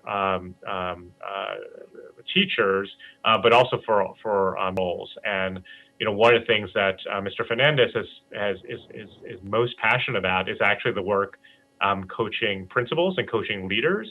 And so part of that work will be supporting that, and also including our social workers and the culture responsive practices and training that's part of our efforts in the district. Thank you. So through you, Mr. Chair, so are you saying, Mr. Superintendent, that all of these social workers, the ones that you've hired and will hire, will be participating in cultural competency training? All staff do, at the school level, as we have identified actually as part of our school improvement plans for now a number of years, that cultural proficiency training is the focus. And district-wide, we've done work, particularly around instructional practices on culture responsive teaching, rooted in some of the work that Zaretta Hammond has written about.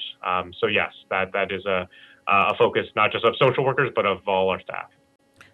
Thank you. And then what's embedded in this question, not looking at the numbers, you'll be up to how many social workers? So there will be a general ed social worker at each of our elementary schools. So that's across all 12 buildings. There also are, in addition, it's broader than just social workers. There are also, as part of the teams, there are adjustment counselors also at all of our elementary schools, as well as school psychologists. At the high school, they're not just social workers in each learning community, but there are actually an additional couple social workers that were added there, as well as the guidance counselors, of course, that are housed at the high school as well. So what this piece in particular does is it currently we still had a number of our elementary schools that had half-time allocation of social workers. In some cases, schools were using school improvement funds to make them full-time, but not in all cases. And so this sort of creates a one full position allocation to each of our elementary schools. That's a general ed social worker, in addition to the adjustment counselor and school psychologist. Thank you, Mr. Superintendent. That's helpful. Your answer was a bit long. I wasn't sure if I understood clearly. To just go back to the diversity of who's being hired to fill these roles. So I understand. I think you've said that they would indeed, with teachers and others, have cultural competency training, and there's money in the budget to make sure that they have it.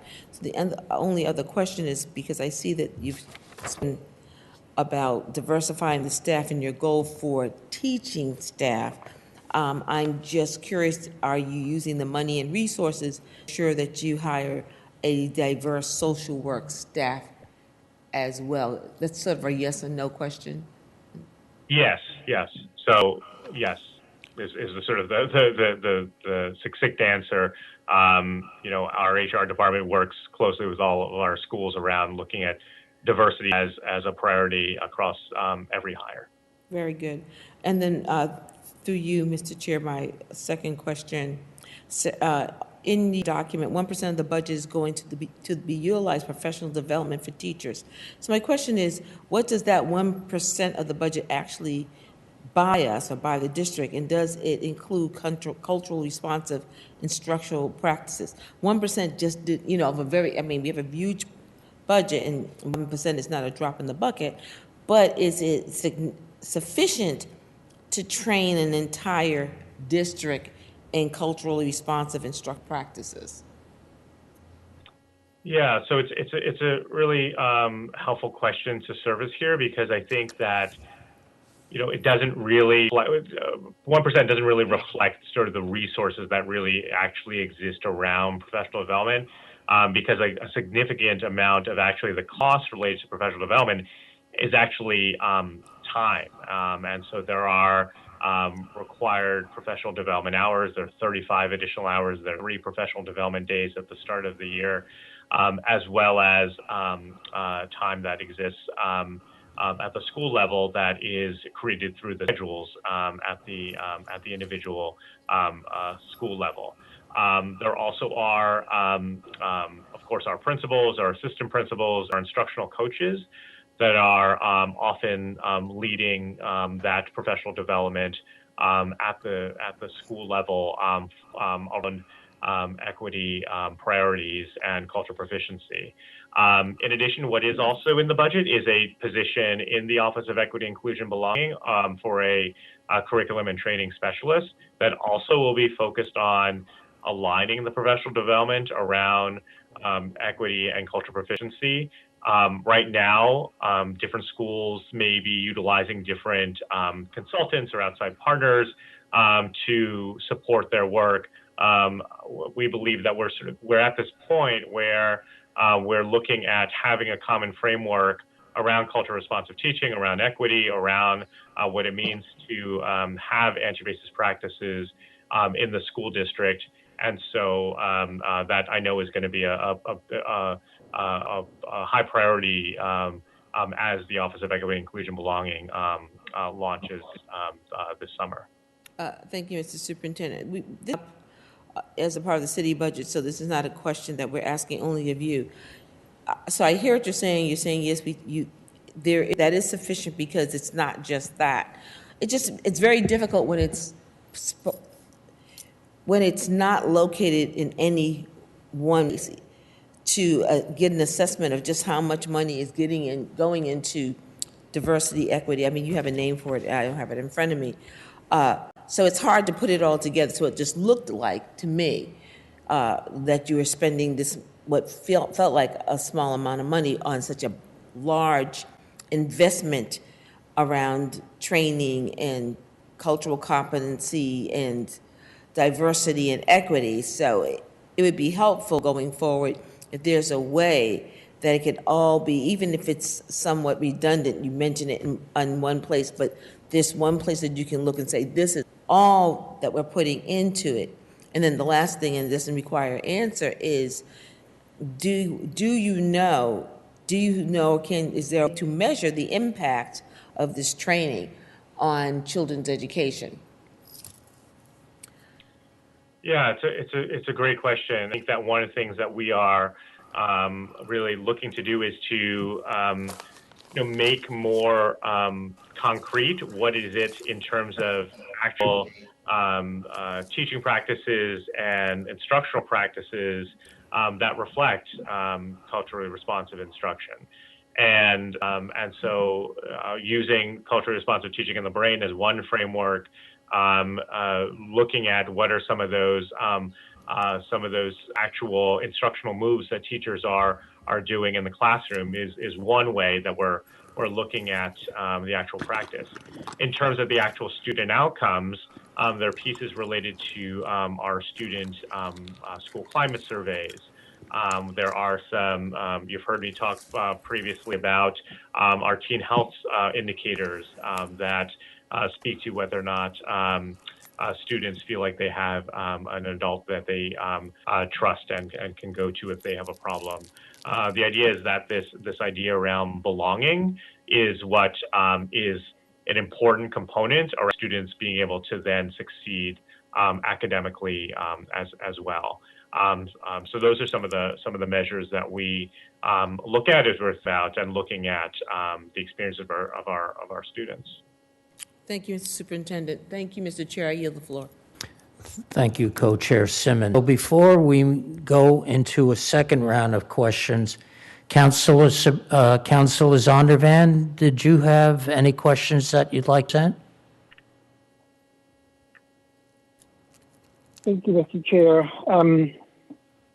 I don't really have any questions. I, share a lot of the concerns that have been raised by some colleagues. I mean, the fact that I just looked on the website again, our third grade reading, all students is 62% for 2021, which is down from 68%. I don't understand how this is supposed to be acceptable. And when my colleague asked the question, I didn't really hear an answer. There doesn't seem to be any plan for how we get to 100%. And we have conversation every year, and we're not even making progress. We're going backwards. We're going from 68% to 62%. So I say this every year, and I'll say it again. I can't vote for this budget. It just doesn't get the job done. Does not ensure that all our students have a quality education, and it particularly does not address those students who have extra challenges. And we talk about it every single time, that we should be able to get every single student a personalized plan that will ensure their success, and we're just not doing it. Thank you for your comment. Councilor Nolan, you are the beginner of the second round. Thank you. I think I'll just ask one of the couple questions. I sent these questions in advance. Of course, I have several more that have come up, but I won't ask them. This question is around a question that was raised last year in the budget about evaluation of programs. One of the favorite areas that I know many of my colleagues on the school committee ask routinely about, which is how is it that we're evaluating programs, reviewing them, and understanding that we are forward on things that actually work and that we're changing things that don't work. And that the questions that I asked related to this are two pieces of information that, as though hopefully they have been studied. We last year, I think we added a half-time person to the evaluation and assessment division. We have a full-time person, did not had 5 or 10 years ago. And the two concerns I had in terms of the data, one from the student data report index of the budget shows that the 4-year adjusted graduation rate, which has been laudably high across the board for many, many students where districts completely struggle to graduate, ours are generally very high. However, for Hispanic, Latina students, which we have historically been far in the state, it was the group with the most significant and highest decline in adjusted 4-year graduation rate from 2016 to 2019. It actually went from 87% to 76%. And there was a similar piece of data also at the high school level regarding a concern about the Level Up program and whether it's working and being evaluated. because from at least based on, I know we don't have MCAS data now, and I know we may not want that to be the only data of measurement, but there was a line from 2018 to 2019 for African American students in grade 10 ELA. And I didn't see anything in the budget. What I'd love to see in the budget, which I will continue to say, is we know the budget addresses issues, and it should be specific, pointed concerns that we have. And these struck me as things that I would have expected to say, wow, we saw this the last year, and therefore in the budget we are doing this in order to address it. So I think that's an all wraparound question of how are we using our research and evaluation staff? What has been identified as the key significant issues? If these aren't the ones that have been identified and there's other things that worked on, feel free to tell me that there's other data that's much more salient and important for us. But I have no sense at all of how that division is informing our decisions in terms of moving forward with changes to the district that will enable us to have all students performing at high levels.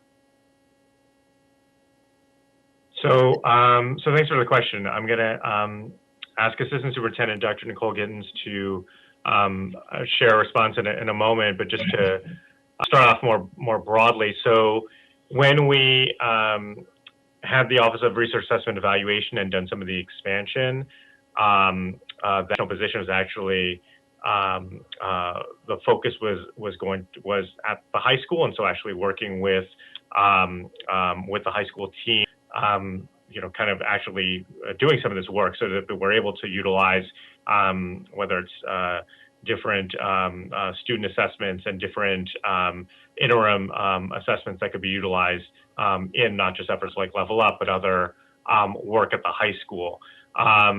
So that is part of how that infrastructure and part of that support is going to be doing part of that work.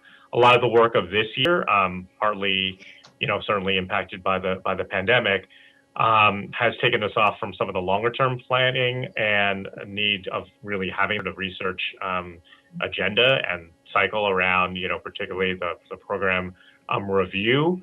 The focus has been on really this sort of the tools around supporting instruction, the assessment support, the iReady program that I spoke about earlier, having a systematic use of screeners.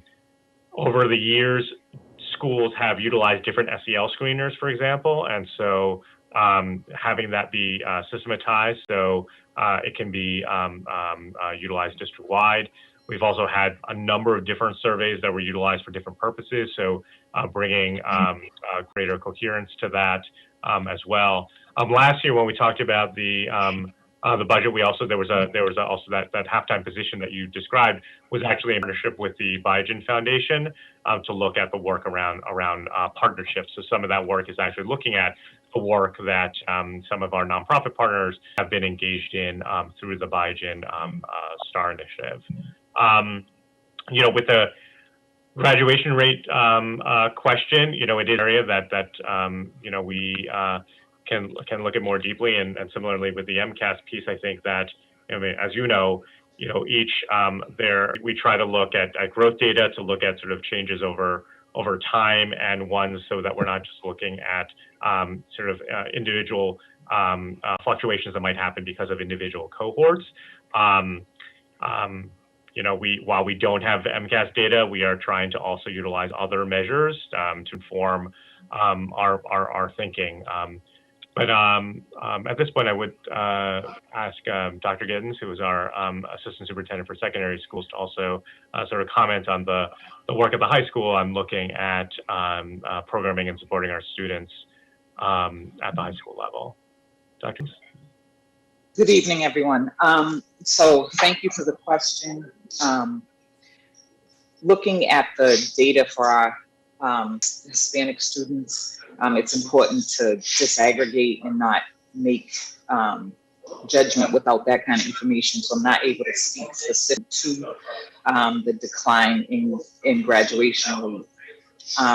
However, we are working to build programs, in particular our early college program, that would help engage students who don't necessarily see themselves as college going, maybe have engaged in the work have engaged in work earlier than they, then they've made those connections with moving through the high school process and sticking with school in order to make the next step in their lives. And so we're working on that. We're also looking at our early warning indicator system that looks at course completion, for students struggling, how do we intervene early and often to provide support for those students.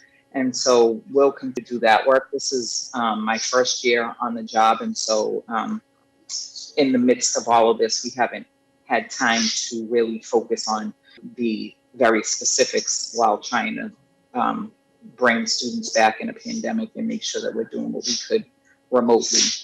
The other thing that I'd like to speak to is the Level Up program and whether or not it's working. I think your question more specifically that you submitted was around AP enrollment. And one of the things that, while the Level Up program is about increasing AP enrollment for a diverse body of students, it is also about making sure, and more importantly, about making sure that those students are successful in those classes and have the skills and access to rigor. What is also important to note is that there is a rich offering at the high school, some that reflect more diversity than others, that our strongest students are choosing to enroll in those classes as opposed to AP. So AP is not the only goal, but to know that our students are building the skill set that they need in order to be successful in AP courses and college level courses, period, is the goal. And so students do still have free choice and select the courses that they feel most comfortable being a part of. And we recognize that we have rich and rigorous courses at the high school, not just AP courses for our students to engage in. Not sure if there was something else specific. Something else that you want to ask about that? Well, I'll just follow up quickly, if I may, Chair Carlone. The reference to AP, it was just a concern overall, and I know it was probably impossible to do a full-scale review this year because of the pandemic. However, particularly with Level Up, it's a signature program that was meant to address de facto segregation. So I just, and yet there, as I understand it, hasn't been reviewed. But my question on AP was work on that. So, the other piece about the AP and the course, the percentage of students who pass their AP courses. The percentage of African American students. Right. I think it's really important to recognize that last year we were not in a controlled environment for AP. So the data that is reflected in the AP reports might not necessarily, we shouldn't give a lot of credence to that. Students were testing remotely. We don't know what the environments were, good, bad, or indifferent. And so that's something that we really do want to kind of put an asterisk next to the AP scores from last year. I appreciate that. I encourage to reach out to both the two charter schools in Cambridge that both CCSC and Prospect Hill had a much higher percentage. 57% of their African American students who took AP exam scored a passing score. This was last year, so they were going the exact same closed down, and they had a much high. They have typically, and last year also, had a much higher percentage of African American students who actually successfully complete it.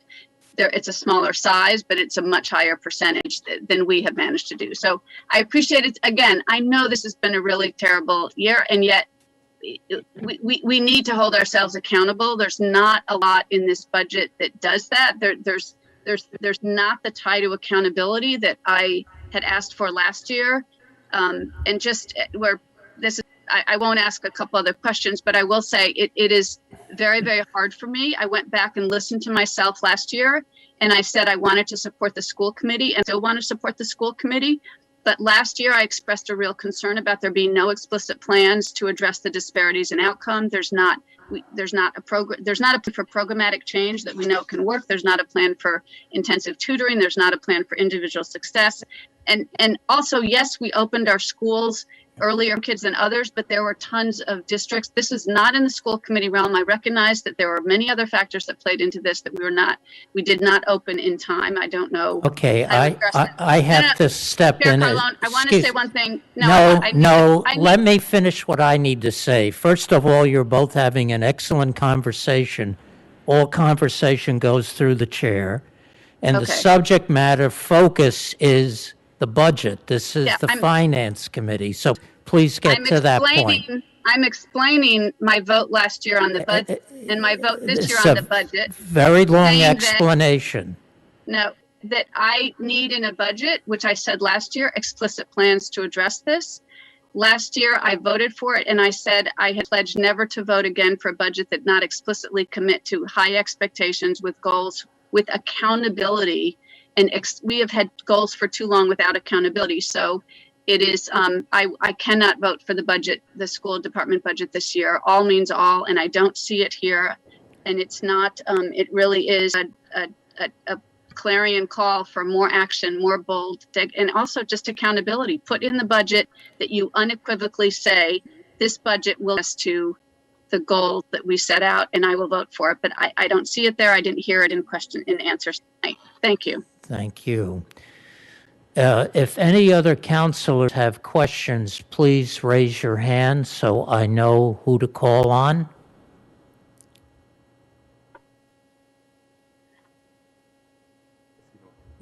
We're seeing no hands raised. Councilor Simmons? Mr. Chair, if there's no other questions, then I would move that we vote on the school department's budget. My question had to do with page 25, equity, inclusion, belonging section. Under this section for training, the budget lists that this will include core racial equity training for all staffing and leadership, and it places the cost $50,000. My question is, similar to the earlier one, is $50,000 sufficient to adequately do this job, and how much training will there actually be? We get a better sense of what the training consists of. Is the training voluntary or is it mandatory? And the second question, which is in the same suit, is can we please have a clearer sense of what the Equity Fellows Collaborative, $50,000, it's a $50,000 allocation there, and the Equity Scholars Initiative allocations are, and what are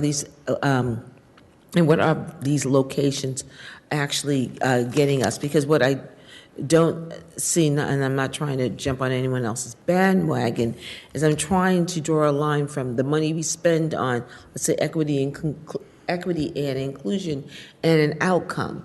And so if someone can speak to me briefly about that, that would be very helpful to me. Dr. Salim? Yes, thank you for the question. So that specific funding that you described in the Office of Equity, Inclusion, and Belonging is specifically around how to support the development core curriculum. So it's not actually the delivery across all the different roles, but actually developing that core curriculum that's role-based. That's a core curriculum that is required for staff, and figuring out either using professional development time in order for that rollout to happen. That was something that was delayed, with the delay in launching the Office of Equity, Inclusion, and Belonging. There are funds across all of our departments supporting professional development, including in our school budgets, and so there are a lot of resources to be able to support that, as well as the time that exists in our collective bargaining agreement, as well as in our overall calendar. Specifically on the Equity Fellows Collaborative, so this was actually grew out of the Building Equity Bridges project, and some action that was part of that project. And what the Fellows Collaborative does is it supports students and families and staff and community members to develop and implement projects that are focused on racial equity goals, such as some examples include looking at developing an after-school program or a new approach around lesson planning. The Equity Scholars Initiative is an effort that, along with the Equity Fellows Collaborative, that our incoming Equity Officer, Manuel Fernandez, will be overseeing and leading. And that's about student efforts to understanding racial equity and equitable practices among students, and to develop leadership for students. And so these two efforts are really around being able to engage community members, families, students, and staff in participatory efforts are really around being able to engage community members, families, students, and staff in participatory research. And, as it connects to, outcomes, part of the theory of action here is that also empowering students and strengthening their leadership will also broaden the opportunities for leadership and ultimately academic success as students engage in those leadership opportunities. Thank you, Mr. Chair. I yield. Thank you. Councilor McGovern has raised his hand. Councilor McGovern, you have the floor. Thank you, Mr. Chair. I'm going to leave my camera off. So I just want to, I will be voting for this budget. I understand that, we're continuing to try and get better results, and we all are, we're all sort of struggling with that. And given the resources in our community, we know that we should be doing better. Given this year in particular and what everyone had to go through, and how hard the school committee and the administration and the teachers and the families worked really in this year. I'm not sure what it would get us. The money is what it is, and I want to respect the work that the school committee did. They did a tremendous amount of work under very difficult circumstances around this budget. And so I hope we do vote it. I hope we do pass it. And I hope we continue to fight on, as I know that we will. But, this year has been brutal, and let's get moving past this, move forward, and really work more diligently to make things better. Thank you. Thank you, Councilor. Does anyone else wish to raise their hand? Councilor Zondervan, please, you have the floor. Thank you, Mr. Chair. I too appreciate all the hard work, and I recognize that this has been a very difficult year. And I have seen some progress. In the past, I've said that I'm voting no for two reasons: because one, the budget is racist, and two, because it doesn't agree Cambridge board of this ongoing work. But I'm glad that we are making progress on bringing climate change into the curriculum, particularly at CRLS, but really across the board. And so I am seeing progress on that. And I think even on the inequity side, we are seeing some progress. And so I understand my colleagues' remarks, but I think that we have to keep the pressure on and continue to demand additional improvements, because it's still not good enough. We're just not there yet. So I will again be voting no this year. Thank you, Mr. Chair. Thank you. Any other counts? Let's see here. Mayor Siddiqui came first. Mayor Siddiqui? I'll yield to Councilor Sabrina Wheeler, and then I'll go. Councilor Sabrina, you've been blessed by the mayor. You go first. Okay, thank you. Yeah, I'll be brief. I was just going to say, I think there are a lot of areas we can keep pushing on and keep improving on. I respect my colleagues on the school committee and all the work they've put into this. I believe the school committee had voted on the budget, the school committee school's budget unanimously in favor. And so I see my role as continuing to push on the school side for what we do on things like municipal broadband, creating additional spaces for pre-K. So I will be voting yes on the school committee budget tonight in recognition of that. I'll yield back. Thank you. Mayor, you have the floor. Yeah, thank you, Mr. Chair. I'll be very brief. I just wanted to say that, I hear some of my colleagues on the results and the accountability, and the list goes on. I don't necessarily disagree. I think what I will say is there's been a series of pivots. The long-term planning, all the work believe me, I think if we had the time in the day, there's so much we would have been doing. The reality is, we didn't have enough hours. No one had enough hours in the day because we were really going on and on to the next thing. So really my hope is that we'll continue working together and really, looking at the various things that we need to be doing. We all agree. I think the committee recognizes that. We, have also gone through another superintendent search, right? So there's a lot of things that the committee, policy-wise, we've really are passionate about, and we're going to keep doing. But there's a lot of context here too. So it is easy to vote down a budget, but what's not easy is really seeing the day-to-day, the countless meetings on this topic, and so. Again, I'm just going to acknowledge my school committee colleagues once again in their partnership throughout this year, and appreciate all their work. Thank you. Thank you, Mayor. Agree with your comments, and I've been very impressed by the school committee and the school administration. Every curveball was thrown at you, and your diligence and your dedication was pretty obvious. Yes, maybe the results haven't been what we expected, but this was a very odd year, and I'll be voting yes on the budget, needless to say, and I thank everyone for the work. I think in many ways you have the hardest job.